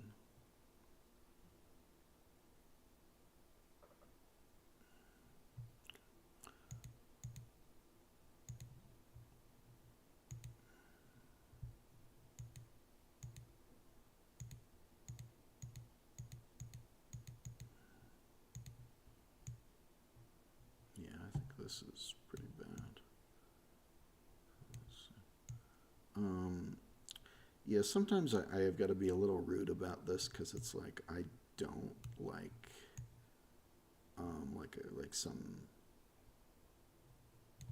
like 13-year-old like saying, "Oh, I'm gonna finish The Thief and the Cobbler," like, and I don't want to be the bad guy who's telling some like 13-year-old that they're not gonna do that, but they're not gonna do that. Like, they're not a professional animator who knows what they're doing. I don't want to be the bad guy, but like, if you're gonna ask me if I think these projects are worthwhile, I don't think they are worthwhile. Like these YouTube projects or whatever, where someone is trying to do their own version of The Thief and the Cobbler. And I think some of these people are purposely trying to piss me off. Also, I think that that's actually something people try to do, is just piss me off. So I try to ignore it, but I think people get excited about what's possible. You know, I think they get excited about the possibilities. And then I have to be like the bad guy saying, well, if you were finishing The Thief and the Cobbler, you'd want to have like a budget, you know, and like $1 million and like professional animators involved. Like, it's not like a YouTube project. That's my opinion. I think people get very excited about the idea, and they're like people who are not professional animators. It's like, oh, okay, I should just not say anything. And I don't pay any attention to that stuff anymore, but I think it's, if I'm forced to say something about this shit, like, it's just gonna start drama, you know? God, there was I didn't even remember this, but there's somebody who was like a very well-known YouTuber now. And he reminded me the other day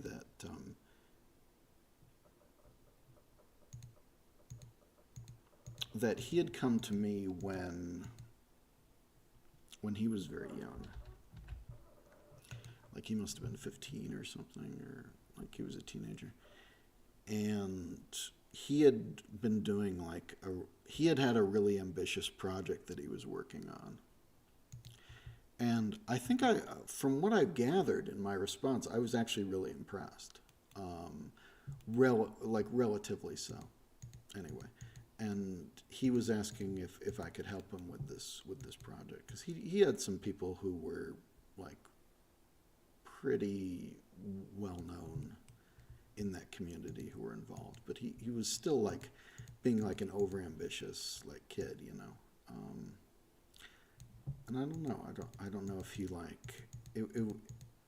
I don't know what he thought about it, actually. I shouldn't put words into his. I haven't even said who this is, but putting like words into his mouth years later. But it was an interesting situation anyway, because yeah.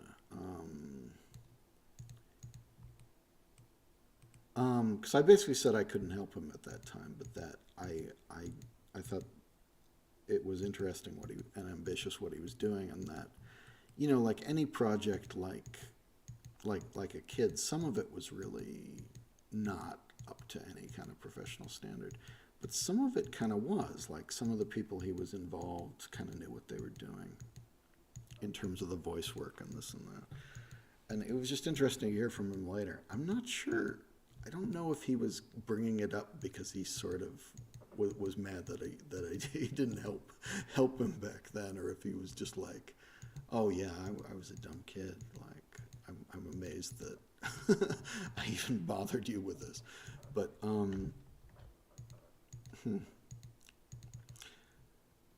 don't know. But like I said, well, I turned you down because not just because it was like a kid's project, but it was like I was tired. You know, I had a lot of stuff I was trying to do at that time. I'd given up on that project on my own end sometime earlier. Um, but I think people do kind of get excited and ambitious, like over ambitious, and I was over ambitious um, when I was younger. So, um, but yeah, I don't want to have to be the bad guy who's like this and that. Although that being said, you know, I've had my own versions of that. When I was 21, probably, I was probably 21 or I did an animated adaptation of the Terry Pratchett book Mort, and for film school, which I think is still online somewhere, unless I've privated it by now. Well, I did it in like a weekend, you know, originally, or did most of it in a weekend. And I wanted to send it to Terry Pratchett, and he said, like, no, please.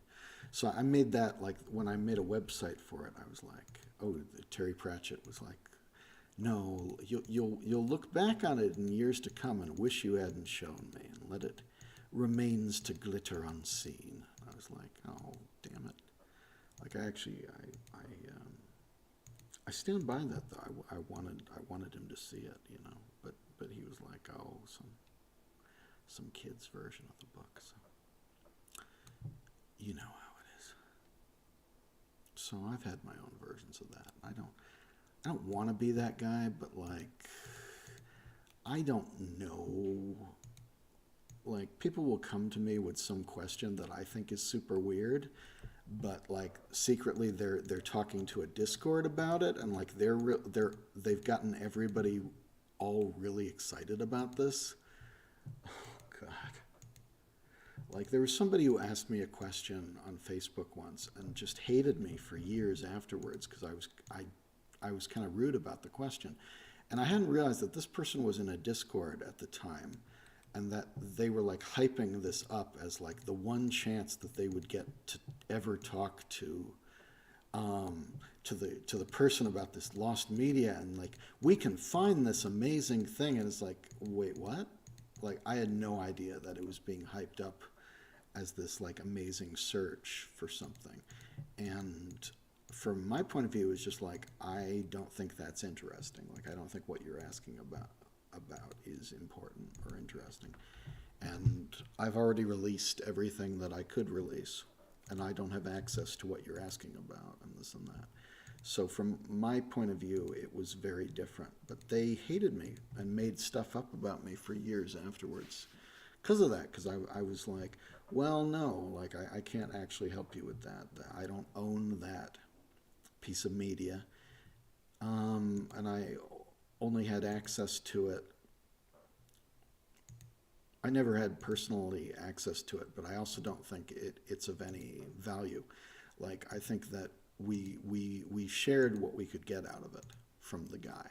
Like I can't contact that guy again and bug him about this, really, or I don't think I should.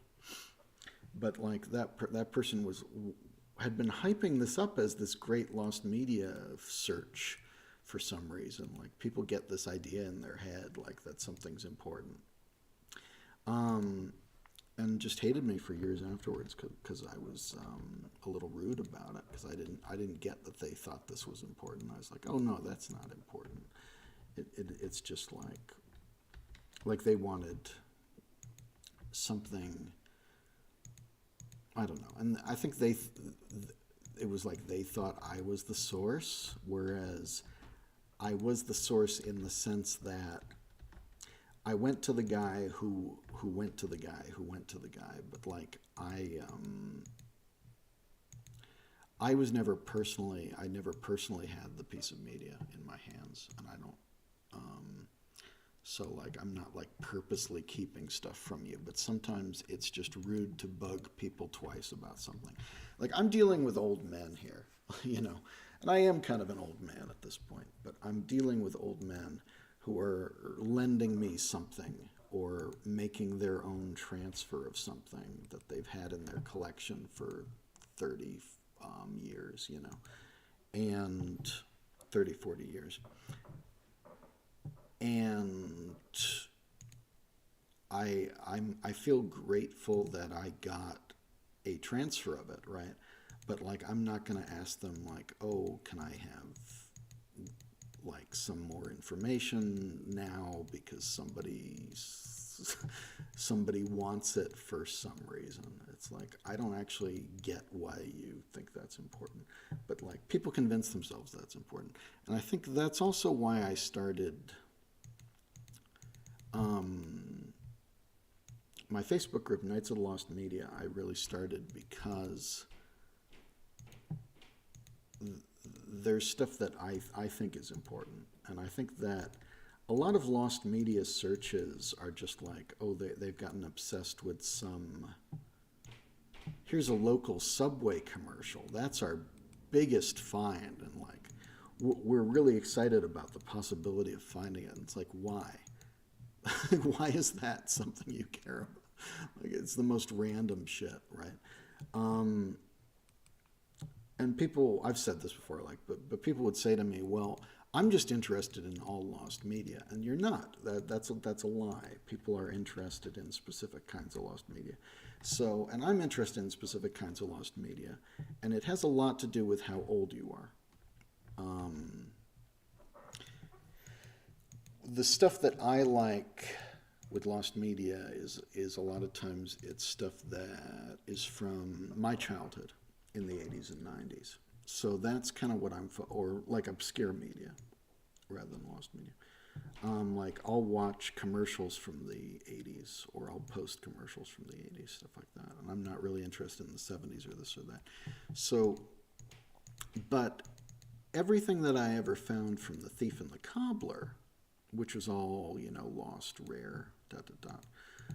was by saying that I wanted to find stuff from The Thief and the Cobbler. It wasn't like saying, oh, I'm interested in all lost media, you know, of all kinds, because, you know, no, you're not. If you know anything about finding lost media, there's, Christ, Photoshop is not functioning very well right now. It's, but you're a certain age and there are specific things you're interested in, and you just have to kind of be honest about that more and be specific about what you're looking for, and then I think you can find stuff, and then I think, you know, we can have a search. But like I don't get, it's like a community, these lost media communities, like they really hype themselves up over stuff which they're interested in it because they've hyped it up. And I think these are young people who don't know about the stuff that I would be interested in, even, like, because it's before their time and they don't know about it. So they hype themselves up over like specific things, and it's like some fucking Subway commercial or like a local Subway commercial. And it's like, okay, this is important to you today because you've decided this. And it's like, I'm looking for stuff that I think is important, you know, that for me is part of a larger search or has maybe like elements and actors in it who I'm interested in, or I have some connection to it or something. But I had a lot of success in finding rare Muppet stuff because I said I was finding rare Muppet stuff. Like, we're going to do Little Muppet Monsters, and we found 3 unaired episodes of Little Muppet Monsters. But I also reached out to, because Little Muppet Monsters only aired 3 times, and they had a whole season of unaired episodes and unfinished episodes, and we managed to find a few of those when I did my DVD release. But I reached out to the one guy on YouTube who had Little Muppet Monsters as aired, and that's how we did it. Like, he had this falling apart VHS tape, and he sent it in, and we did it. So I was open about what I was searching for. And obviously that's what these lost media communities are doing too. They're being open about what they're searching for, but it's like, I don't think they have any interest in what I'm searching for. And it's weird. Like, they're like, oh, we've gotten ourselves really hype about like a Subway commercial. And like, okay, well, I'm trying to find a TV show with Emma Thompson, who is someone that people have heard of, Wayne Knight and Bill Sadler and Emma Thompson. And Timber Taylor, who just passed away, like these celebrities, And this is where Wayne Knight's career started, because he worked with Emma Thompson on this show. So I'm going to try and find this. And it's not a good show, but it was something where I tracked down almost half the series. And I don't know, nobody was interested. So like that gets to be the problem. And I don't want to be the mean guy, but I think it's just like, I think it's people who aren't interested in older media, period. I think that they're like teenagers who aren't that interested in media from like the 80s and 90s. So, but they'll get excited about something. Like, they'll just kind of get excited about something. They'll get hyped about it, but it's random. Like, and I would hate to be the bad guy and say, well, I don't care about that. But I started my own lost media because I didn't want to be dealing with like boomers who want racist stuff, all the time, who just want Song of the South or some other like racist cartoon or this or that all the time. I didn't want to be dealing with that, but I also wanted to have like a specific focus, like whatever my vibe is as a lost media researcher. I wanted that to have the same vibe. I wanted that Facebook group to have the same vibe. Why did I pick this? Why is this here? 1232. I don't know why this is here. I do not know why I picked this out in particular. I have no idea. I'll do it, but I don't see like a jump. So it's weird that I picked this out in particular. Sorry, what? Sorry, let me check. I'm going to check the chat again. A lot of people seem to think Disney's Aladdin took some cues from The Thief and the Cobbler. I wonder if there's any truth in that, asks Old Films and Stuff. There is truth in that. Disney's Aladdin did take some cues from The Thief and the Cobbler. It also took some staff, like the lead animators, Eric Goldberg and Andreas Deja, among others, had worked on The Thief and the Cobbler.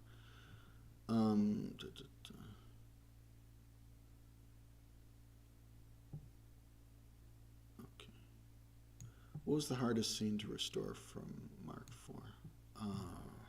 I would have probably had an answer for this in 2013. I don't know if I have an answer for this now. My webcam crashed? Oh, so it did. Lost media is finding the old Jim Henson shows like Sam and Friends. Yeah, I hear you.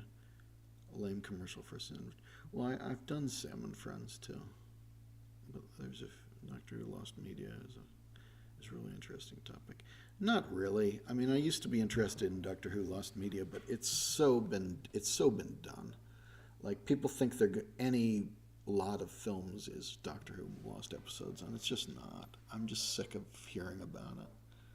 A friend of mine found a lost Warner Brothers film from the 20s, The Gold Diggers. I saw that, and it garnered very little attention online. Well, I thought it was cool. I thought it was cool that they found the Gold Diggers. There was also a TV show called The Gold Diggers in London in the 70s. It's not from the 20s, but it was a reference to that. It was Dean Martin on his TV show had like a group of singing girls called the Gold Diggers, and it was like a Marty Feldman show, a summer replacement. Like they would air Marty Feldman comedy sketches on it. I'm gonna replace the battery. I'll be back. I'm gonna replace the battery and fix all this. I will fix all this shit. Give me a second.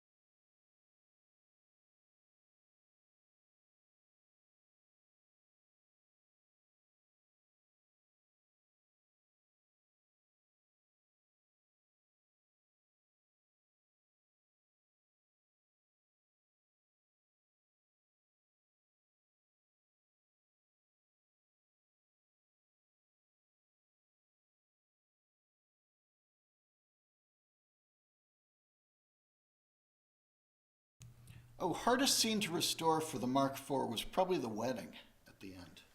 That was one of the tough ones. There were, but I talked about that at orangecow.org/board, my message board. So like the wedding and stuff like that. That was tough. I'd have to do it again if we ever did HD. It'd probably be easier. Now, for today's tech, it wasn't easy then. It wasn't easy then.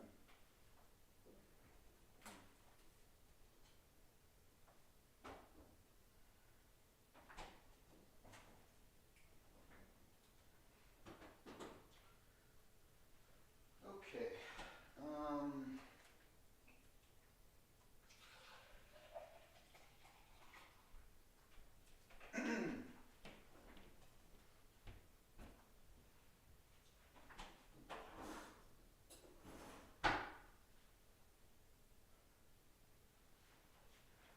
Okay, I'm almost done. I'm getting a new chair. I'm getting a new battery. I'm getting a lot of things. Let's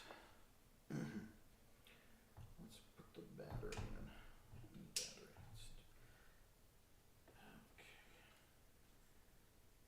Battery. Okay.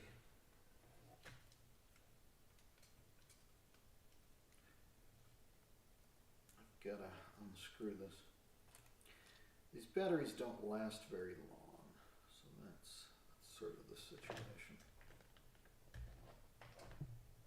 So, but I've got 3 of them, so I can replace the battery.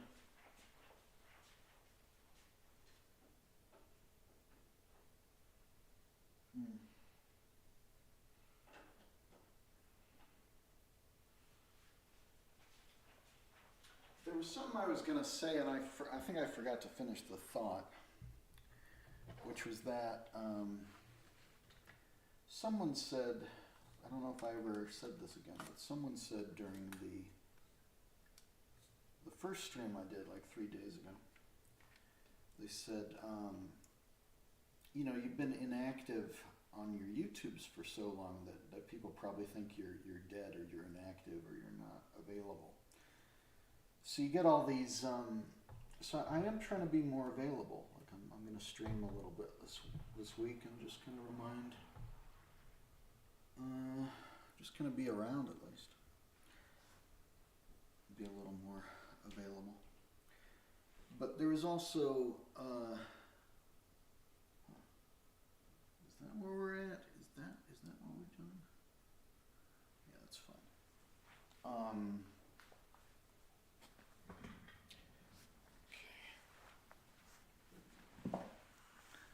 I'm in a different chair.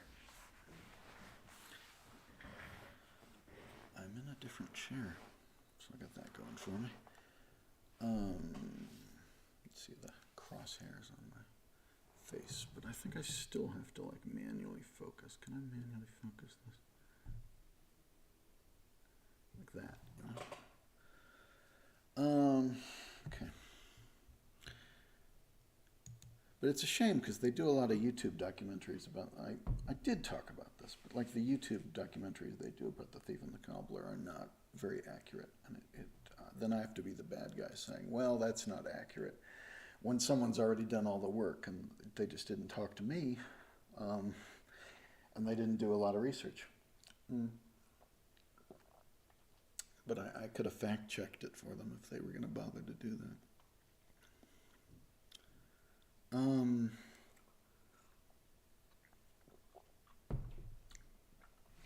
And I do think that like a lost media search can be anything. Like any lost media search can probably be interesting. But if I'm not interested, I'm not interested. And there seems to be like a disconnect there. The idea of the Doctor Who lost episodes used to fascinate me.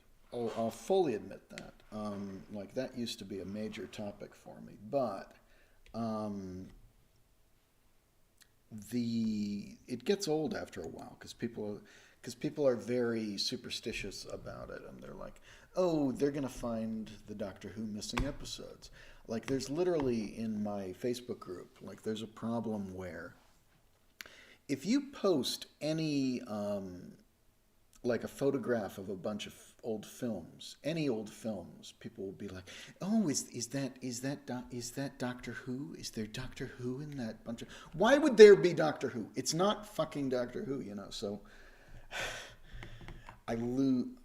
it really pisses me off that people are like that, where they're just looking for Doctor Who when you're not going to find Doctor Who because you know other people are have been looking for Doctor Who, and it is what it is. I think I'm going to be gross and eating or drinking a little bit of.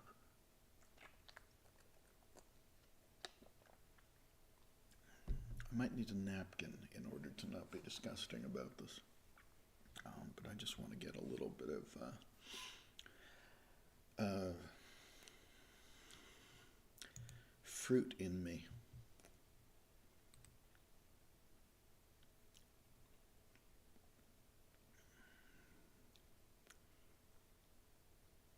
Even the bad part of history could be conserved. No, I don't think so. That's a difficult topic, but I think there's so much that you can preserve without preserving the bad stuff. You know, there's a lot that should be preserved. But,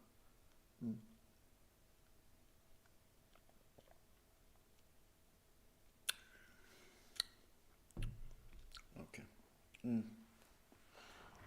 Well, someone's saying, I will answer this, but I'm going to like sip on some, like a grapefruit smoothie. And hopefully it won't be too disgusting.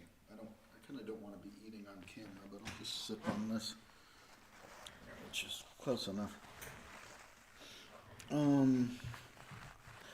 Okay. This isn't even focused, you see? It's not focusing on me. And they should focus, but they don't focus. You know? Why don't you focus, sir? Why don't you focus my camera? Um, the lost media community can be full of immature people that try to troll people and stuff, or just kids that do dumb stuff like fake lost media, fake SpongeBob. Yeah, I don't know. I don't. Yeah. I don't get it because I'm 40, so I don't speak teenager anymore. I just don't understand what you're talking about, why this is important to you, and I think it's really silly a lot of times. So I wanted to do something that was geared more towards my tastes, but also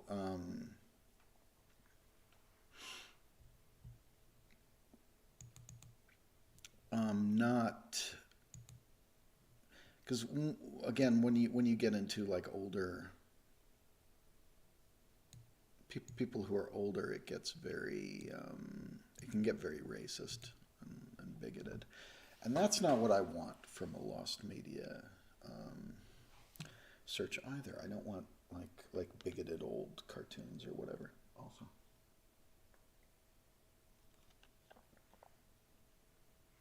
sorry if this is gross, but I'll be reading chat here. Hello from Italy. Hello there. Hmm. People skip over the Princess and the Cobbler. It's true. And don't mention Nasruddin also. Hmm. It's a big topic. There's a lot to say, and I don't think people research it very deeply, usually. So, of course, I notice if it's not researched well. Of course, I notice.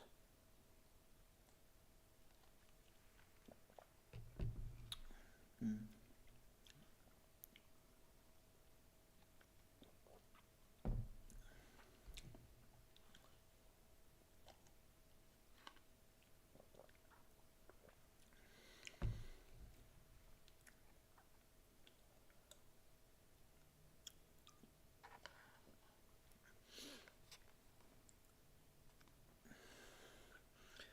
But we had a discussion about like offensive, like racist cartoons and stuff, and whether they should be edited, whether racist TV shows should be edited in this. They should definitely be edited for broadcast, and I don't think that we're missing out on much um, by editing them, even on an archival medium. But it really depends. But I'm not like. It's a complicated question, but it's embarrassing. Like these old racist things are embarrassing, and it's embarrassing that like I used to kind of the the group Cartoon Research, which is not like a terrible group, but it had a problem where people were just constantly asking for Song of the South and like the Censored 11 cartoons. It's like, fuck off. Like, after a certain point, when you've had like 6 threads about Song of the South or the Censored 11 in a week, like, that just means you've got racist boomers in your group, you know? Like, this is not about preservation anymore, because you can find that shit if you're looking for it. It's just you want to keep. Like, there's so many old cartoons nobody talks about, but people talk about Song of the South all the fucking time. And after a certain point, I'm old enough to just know at this point, I've seen this conversation so many times, it's not accidental. Like, people are bringing this up and they're not talking about other cartoons, you know? And so like it's suspicious they're doing it for racist reasons. Like after a certain point you're like, okay, like because there's a million rare like lost cartoons, much rarer than like Song of the South, and people keep bringing this shit up, so you're like, okay, I see what you're fucking doing, you know, after a certain point. Mm.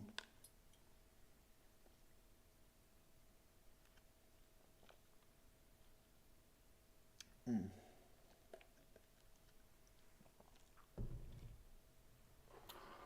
I don't know about like Three Stooges and Laurel and Hardy, but I've done a lot of like Monty Python research. We're talking like 60s. Mm.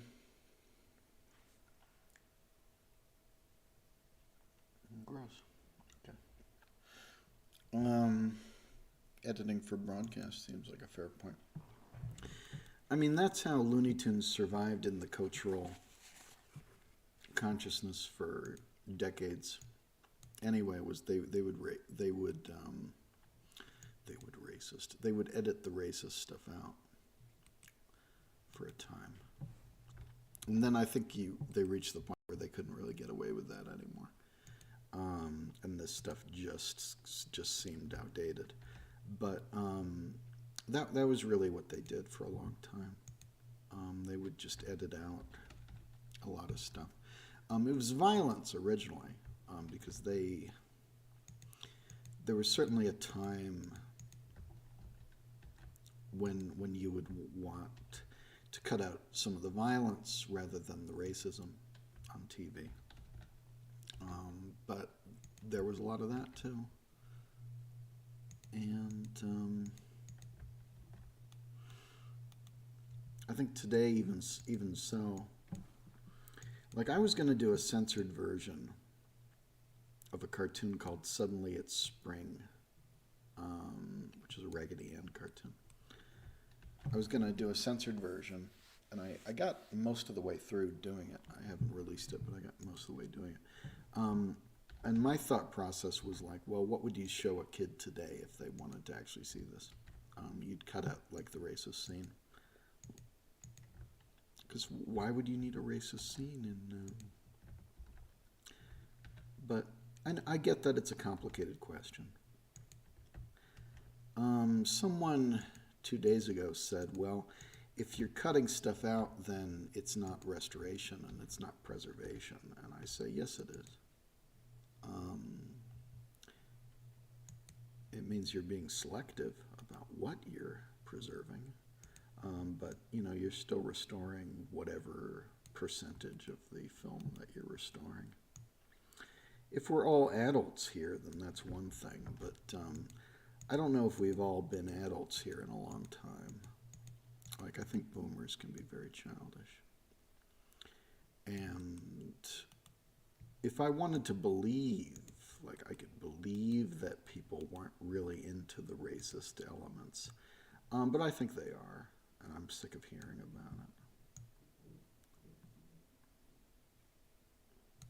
Like, for real, I think people are actually into the racist stuff, and I'm suspicious of their motives, and I'm sick of hearing about it.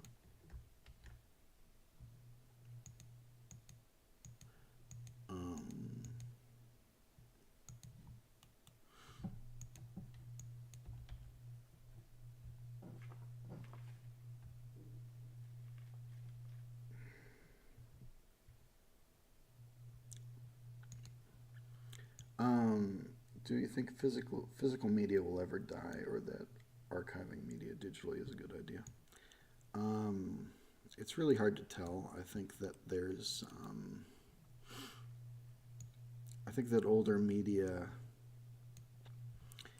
lasted longer, and I think I've been archiving my own material this past year, and I think it's a pain in the butt that we've got to keep archiving and re-archiving old material. I think the tech gets better and better to do so, at least, but it's a pain.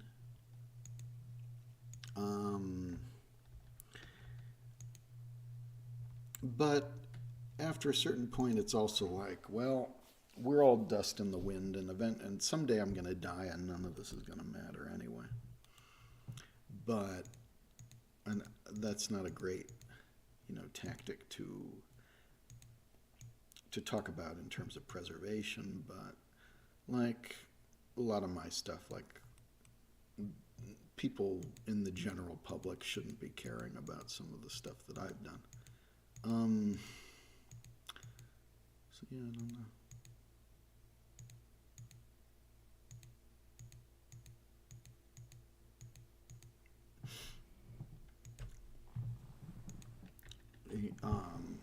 We might just have to keep like moving this all to new formats every few years. Someone was like, Wait, are you redoing The Thief and the Cobbler from the Final Cut Pro edit, or just from a master? And I was like, well, I actually rebuilt the old computer that I edited this on. I rebuilt that. I had that rebuilt by the woman who built it originally, but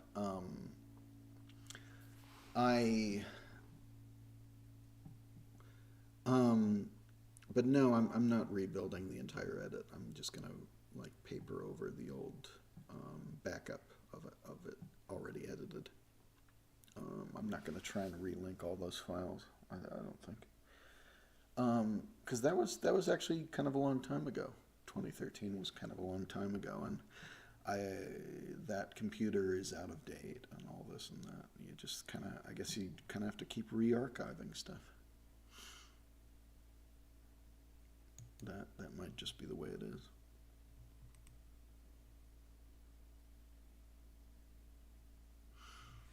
That's unfortunate.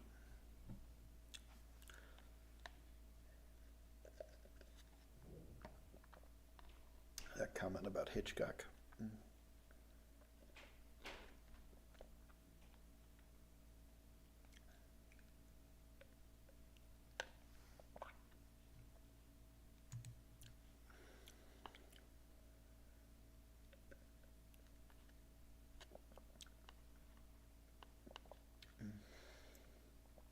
Grapefruit.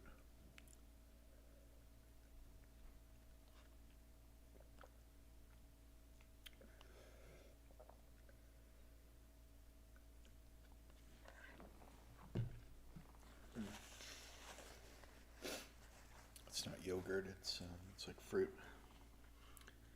that I blended.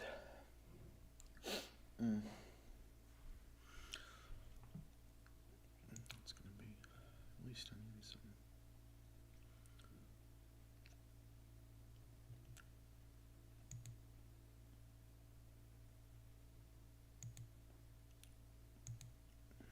Okay.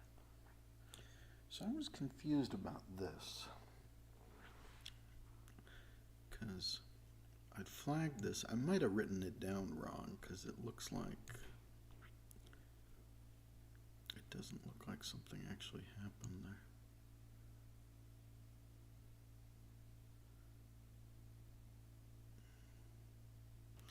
Yeah, I did write it down wrong, because what I would have meant is this. Yeah, I would have meant something different, like. Okay, I see how it is. Okay, I'm gonna redo what I just did.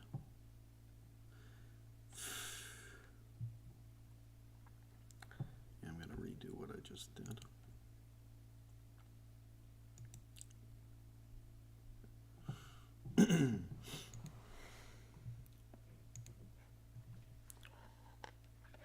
But yeah, I just spent a few months.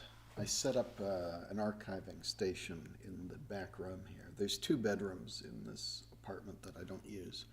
This apartment is huge and more than I can afford or need. Yeah, I set up an archiving room where I was running my old Video 8, High 8, Digital 8, Mini DV, VHS also a little bit, tapes for months, and archiving them to digital format, Mini DV format, some of which is on my archive. You should check in the description there. There's a link to myarchive.org. You can see The Thief and the Cobbler scrapbook and other stuff like that.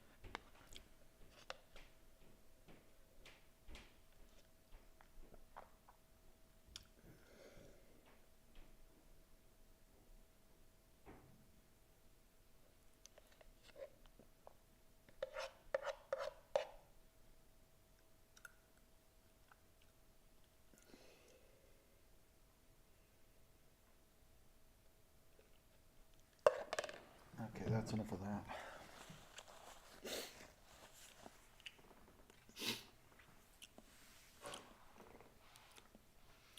Do you know who would have the original cells from The Thief? Are they archived somewhere? No.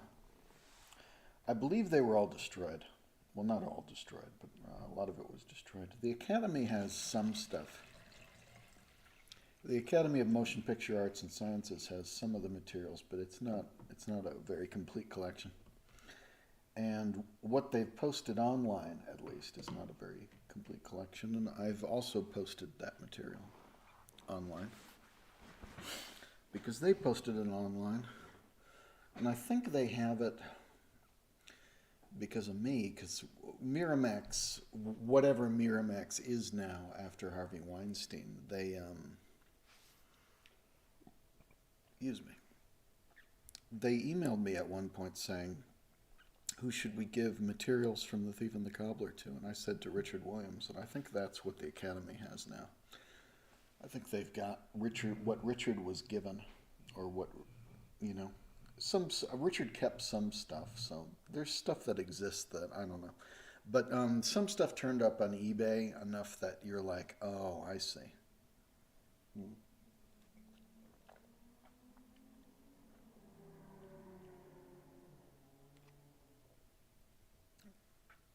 It all got destroyed or scattered to the four winds, I think.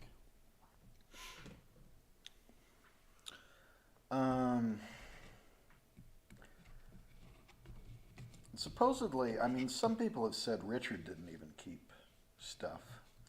And obviously he was fired from the film, and when they did that, they took all the stuff and they sent it overseas to like Korea to be finished, and then it got destroyed or scattered or whatever happened.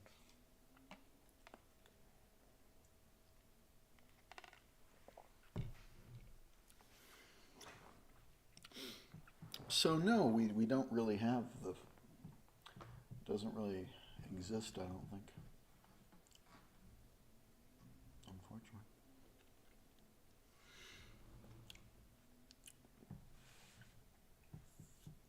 You know, Harvey Weinstein was kind of the gangster of Hollywood. You didn't want to mess with him back in the day. Richard Williams did keep, I mean, nobody knew that he had kept a version of the work print. Like a 35 millimeter dupe of the work print, which is what he screened as A Moment in Time. But he didn't talk about the film for 20 years. And he didn't start talking about the film.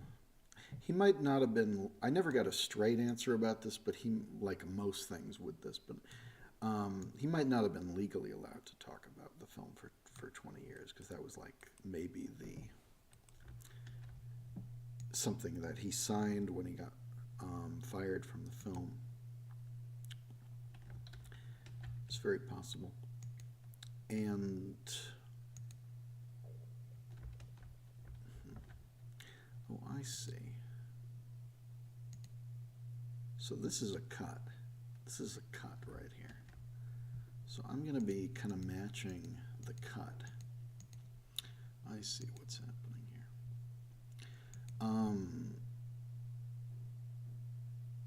But when Richard did start talking about the film, he started screening his own work print, which is called A Moment in Time. Or at least he called it A Moment in Time, The Thief and the Cobbler, when he screened it.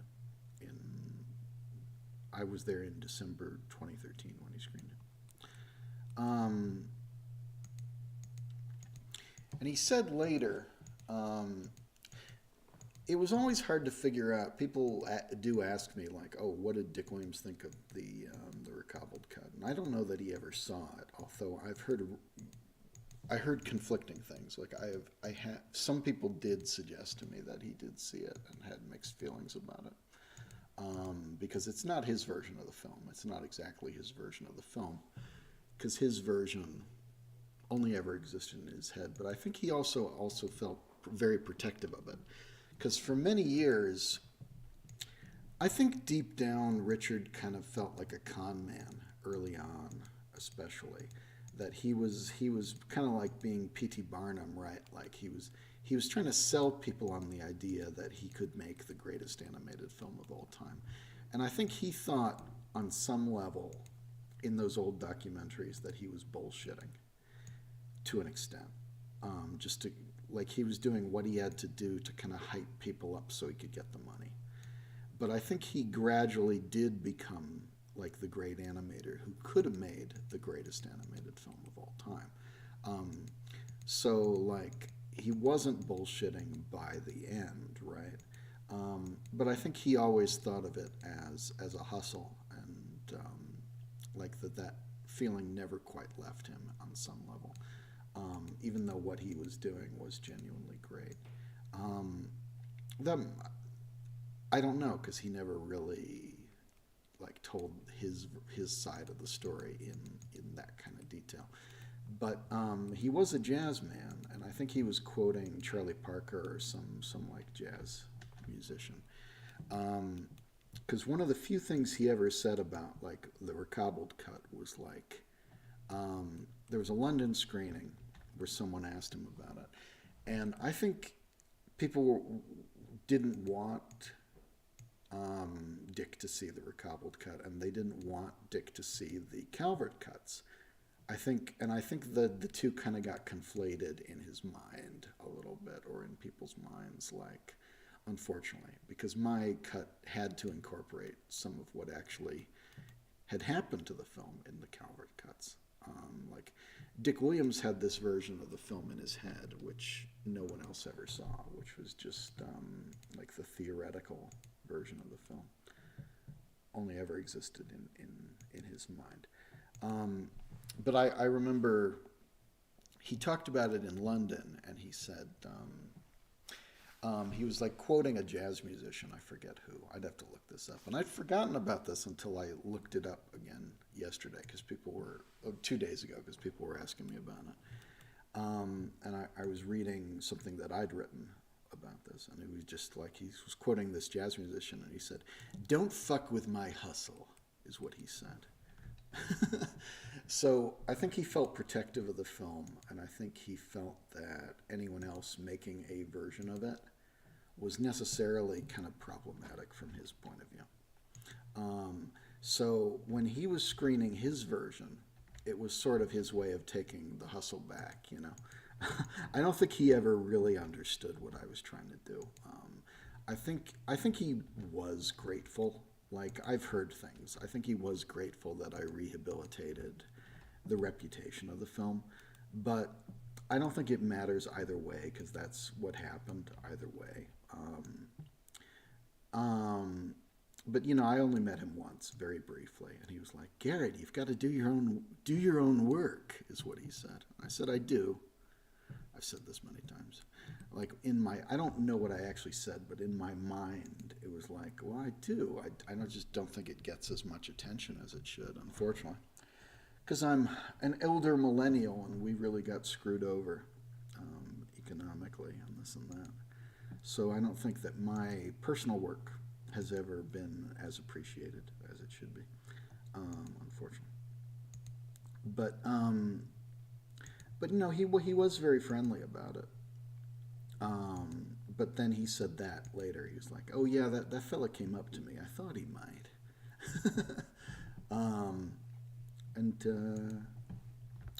that was his phrase, because I think he said, "Don't fuck with my hustle," because I think that it was a hustle, though, to him on some level. I think at least early on, you know.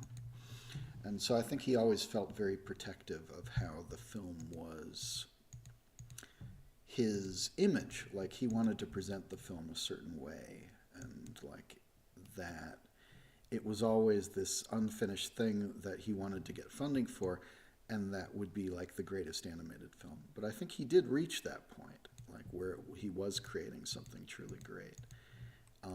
And I think he did become a great animator and a great animation teacher. So it wasn't like bullshit.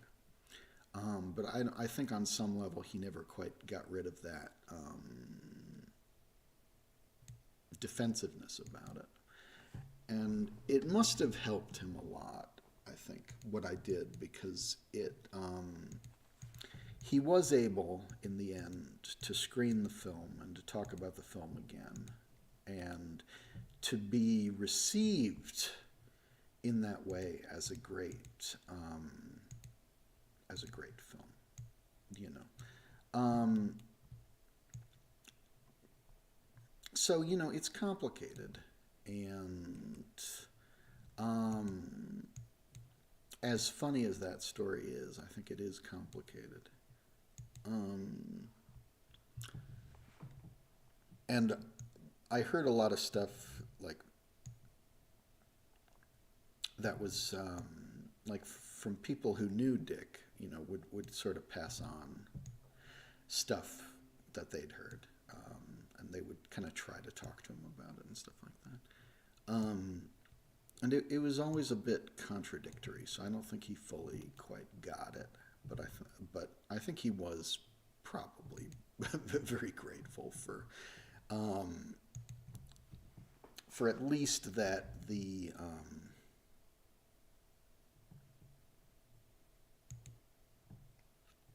that the film's reputation got rehabilitated at that point.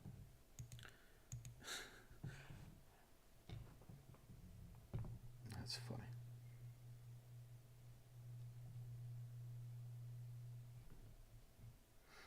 Mm.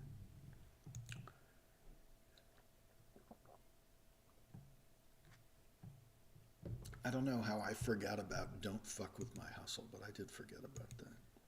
That's funny. It's been a while. Mm.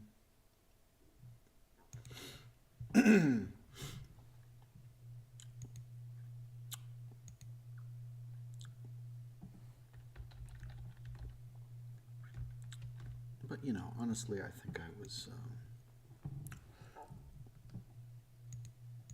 a great help to his hustle, all things considered. Um,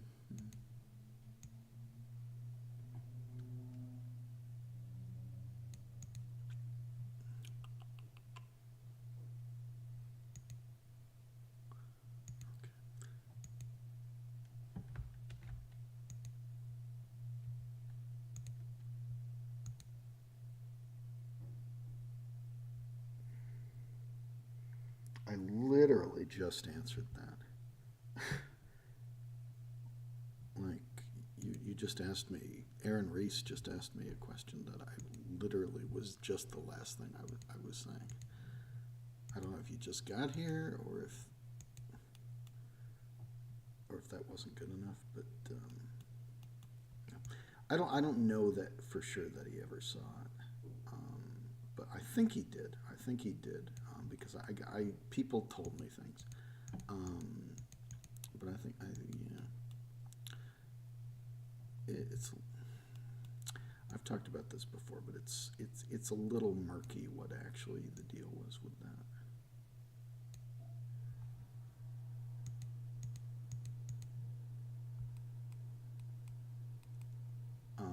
Because the movie, for obvious reasons, was kind of a touchy subject for the people who knew Dick Williams and were close to Dick Williams. That must have destroyed him when it got taken away, is what I mean. And I feel like I was able to do quite a bit to sort of fix that towards the end. But it was still a touchy subject.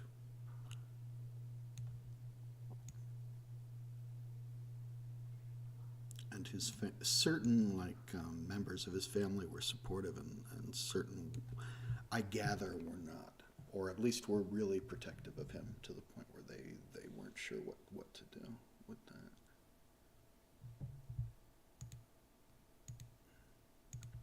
If that makes sense. Well, come on.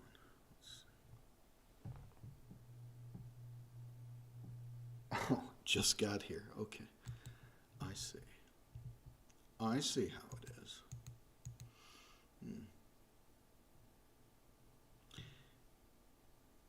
Yeah, yeah.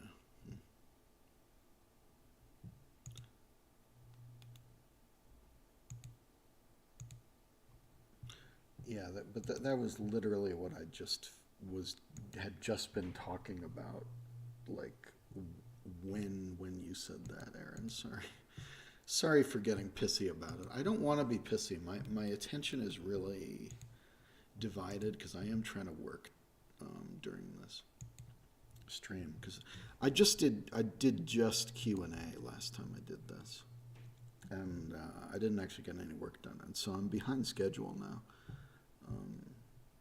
So I'm trying to get some work done. So sorry about that, but yeah, that was literally what I was just talking about. And I don't really know either, because I got conflicting reports about it.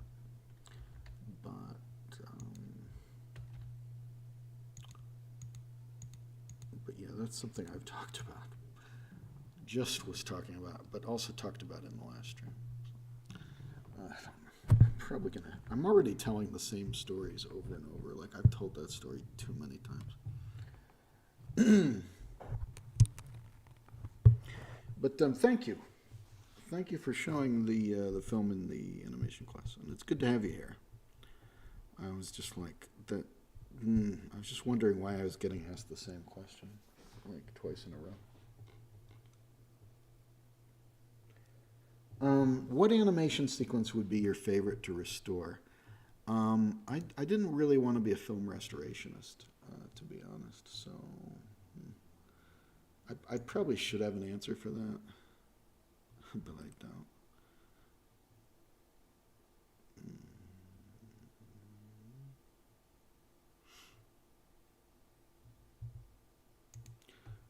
Yeah, I'm not thinking straight. Like, I'm getting a little tired. It's been a long week.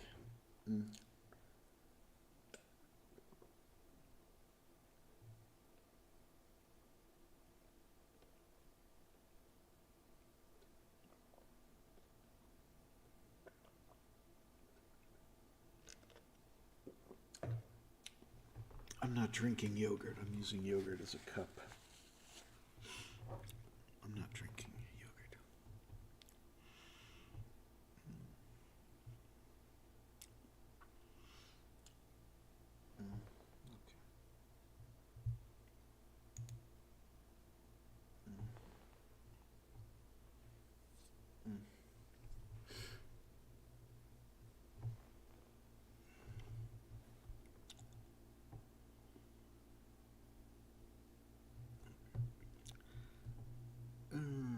So what else we got? What was I doing? I think I was on this frame.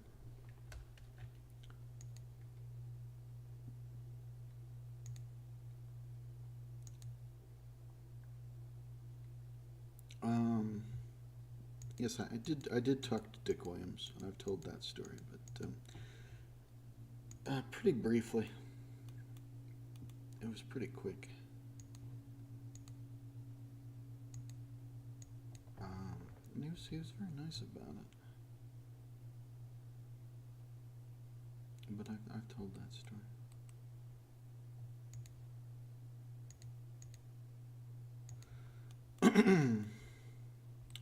So this is sort of a smeary frame. Photoshop is just lagging so badly now. This is rough.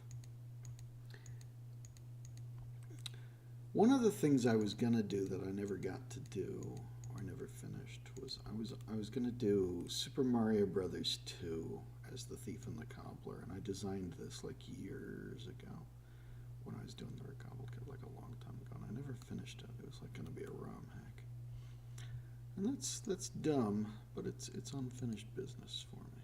I'll just say that, because that was something I was gonna do.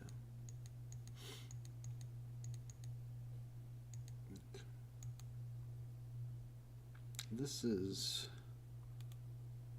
but thank you for stopping by. I don't know how interesting this is, seeing me fight with a sort of laggy Photoshop situation. Thanks for coming by. This is one of those frames where it's smeared vertically because this is a frame that was jumping in the gate at the time that this was captured because there's a splice. So I'm trying to stop it from, I'm trying to like reduce that, but I sort of have to grab elements from other frames to make this work. I'm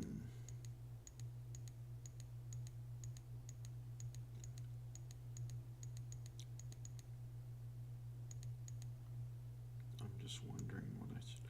I'm also just kind of getting fed up because Photoshop's really laggy while I'm streaming. So maybe I should just actually not stream and just work. I don't know. But I don't know if, because it would be quicker. But I do kind of want to show my gratitude towards the people who have supported this project all these years and kind of say hi and kind of be out there a little more. Because people have been very supportive all these years, and I just kind of want to say hi, I guess. And be around this week a little. But this is really, if I'm cranky, this is one of the reasons, because this Photoshop is not fucking working. It's taken forever to do something because I'm streaming.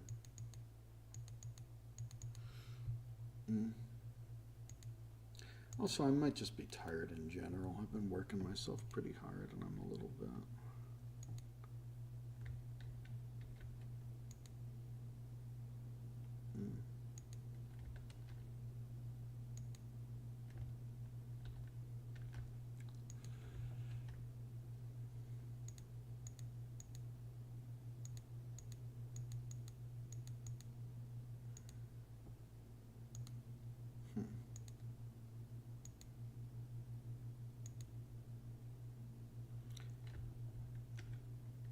I'm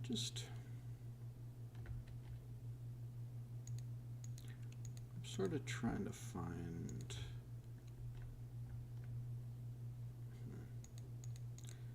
This is hard. It's a little trickier than it should be to do this. I've got to do this by hand because this film really has a lot going on in every frame. It's not like a live action film where every frame sort of like is similar to the last frame, generally speaking. It's there's a lot going on here that's hard to deal with,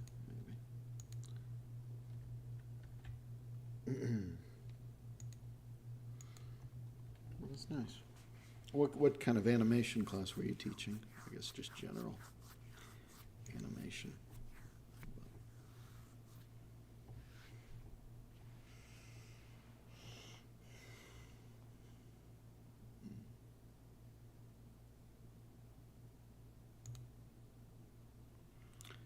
Ever finish the Mario 2 Thief Romac? I don't know. See, this makes me think about it sometimes, but I don't really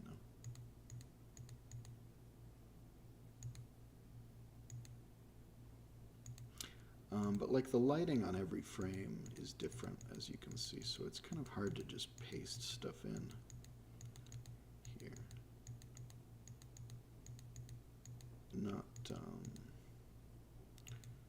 Not an ideal situation. So if I've got something like this where it's sort of,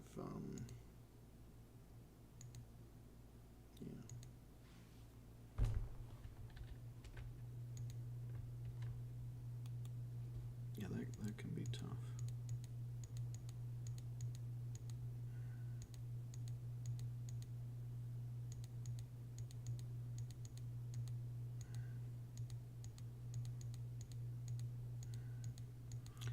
This is probably about right, but yeah.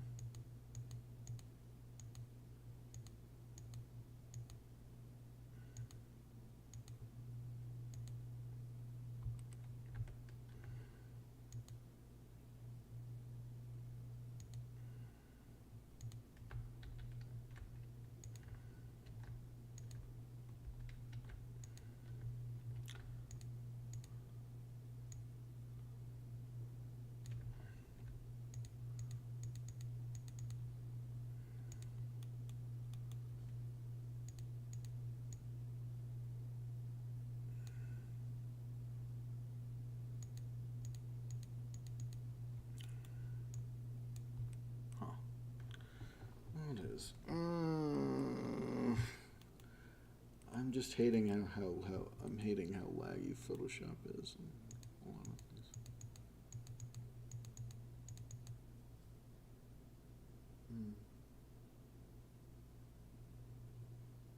Okay.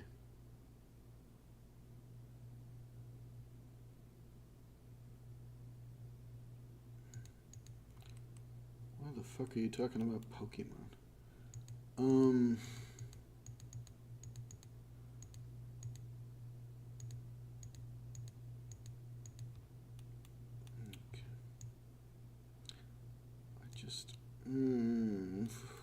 I might have to give up, guys. Like, I can't do anything. I really, okay.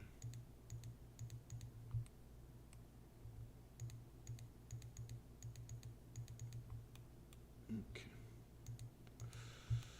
Okay. This is only going to make me grumpier, and I don't want to be grumpy today. But just on a technical level, this is tricky. Yeah, this isn't. Okay. I don't know.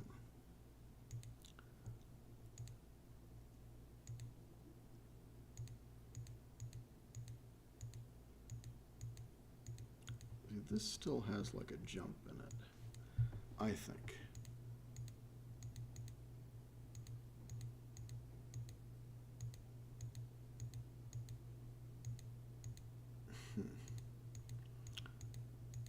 Okay, I think I know what I'm gonna do.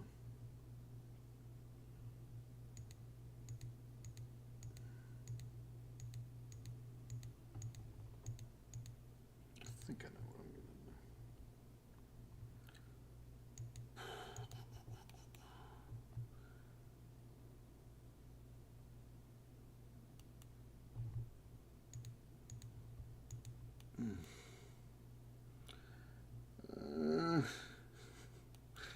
Please just work.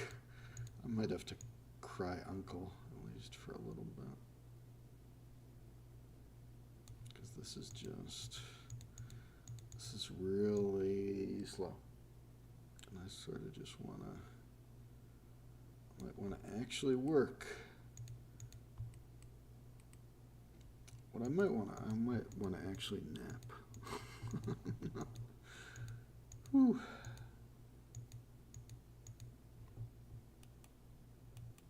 Okay.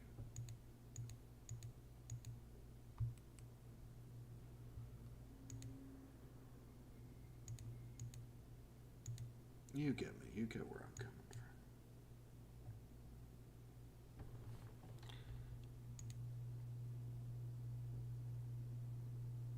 from. Oh, it's so slow.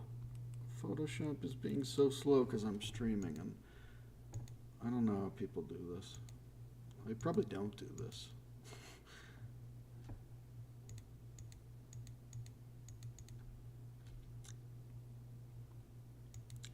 Like Photoshop streaming. Or maybe they just have better computers than this.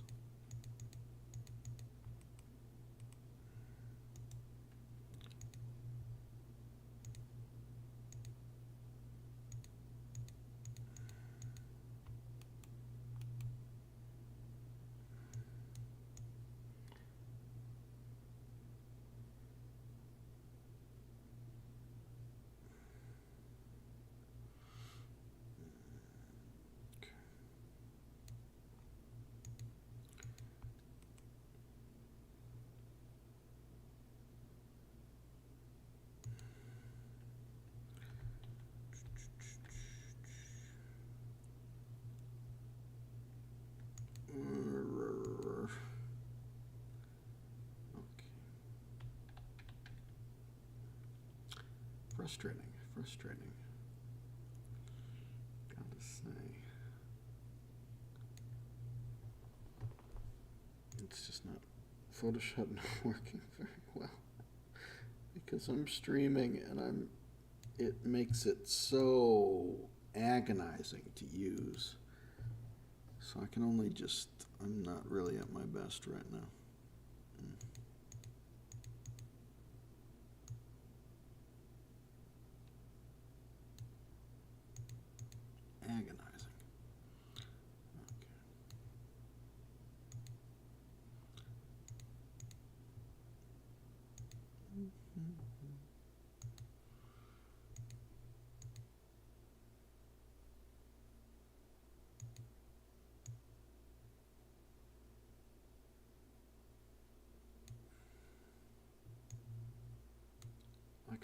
I can count to 20 with these.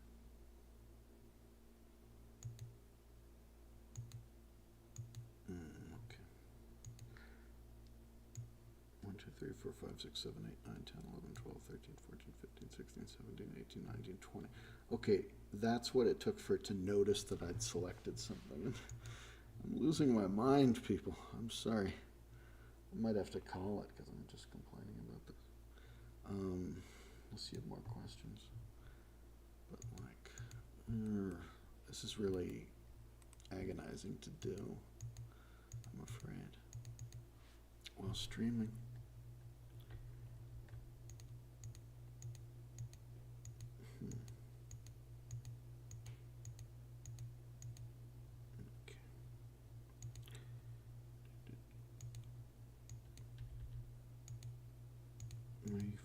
I'll just assume that this is going to work. I don't know.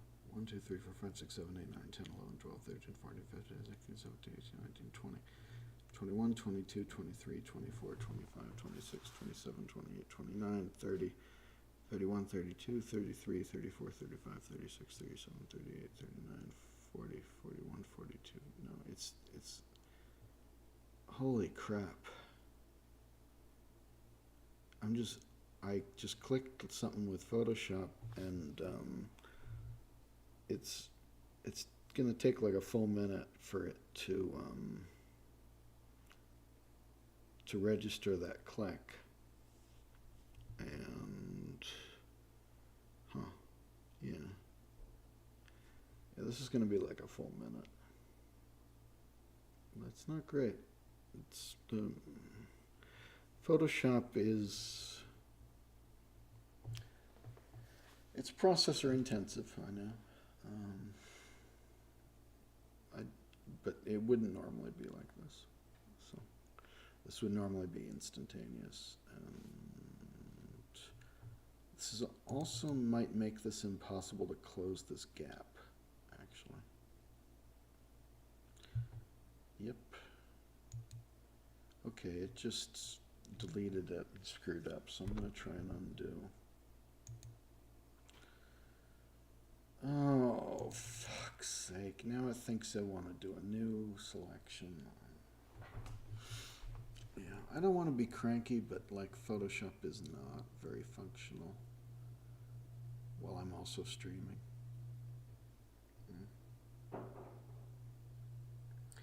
Oh, hi. I'm complaining right now because I'm supposed to be restoring some footage frame by frame, and I'm tired, and Photoshop is just not working very well right now because I'm also streaming at the same time. But thank you for coming in.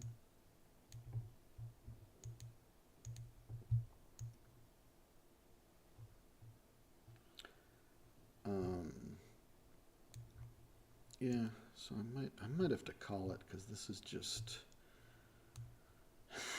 I'm like clicking on stuff and nothing is happening for like a minute, which is not normal at all. But I was fixing, and I can't really check what I'm doing either. Thank you for being here.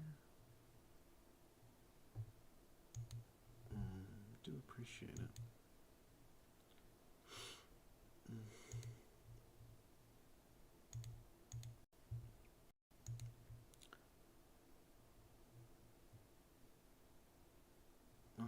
Yeah, thanks. I might come back later, but yeah, I think I should just, I think I should eat something, actually, and just take a rest. But thank you for being here. I really appreciate it. And thank you for stopping by. And maybe I'll be back later. I'm just frustrated with Photoshop being as slow as it's been. But thank you all. Yeah, and if you have any questions, maybe I'll come back and do that. Yeah. But bye. Goodbye.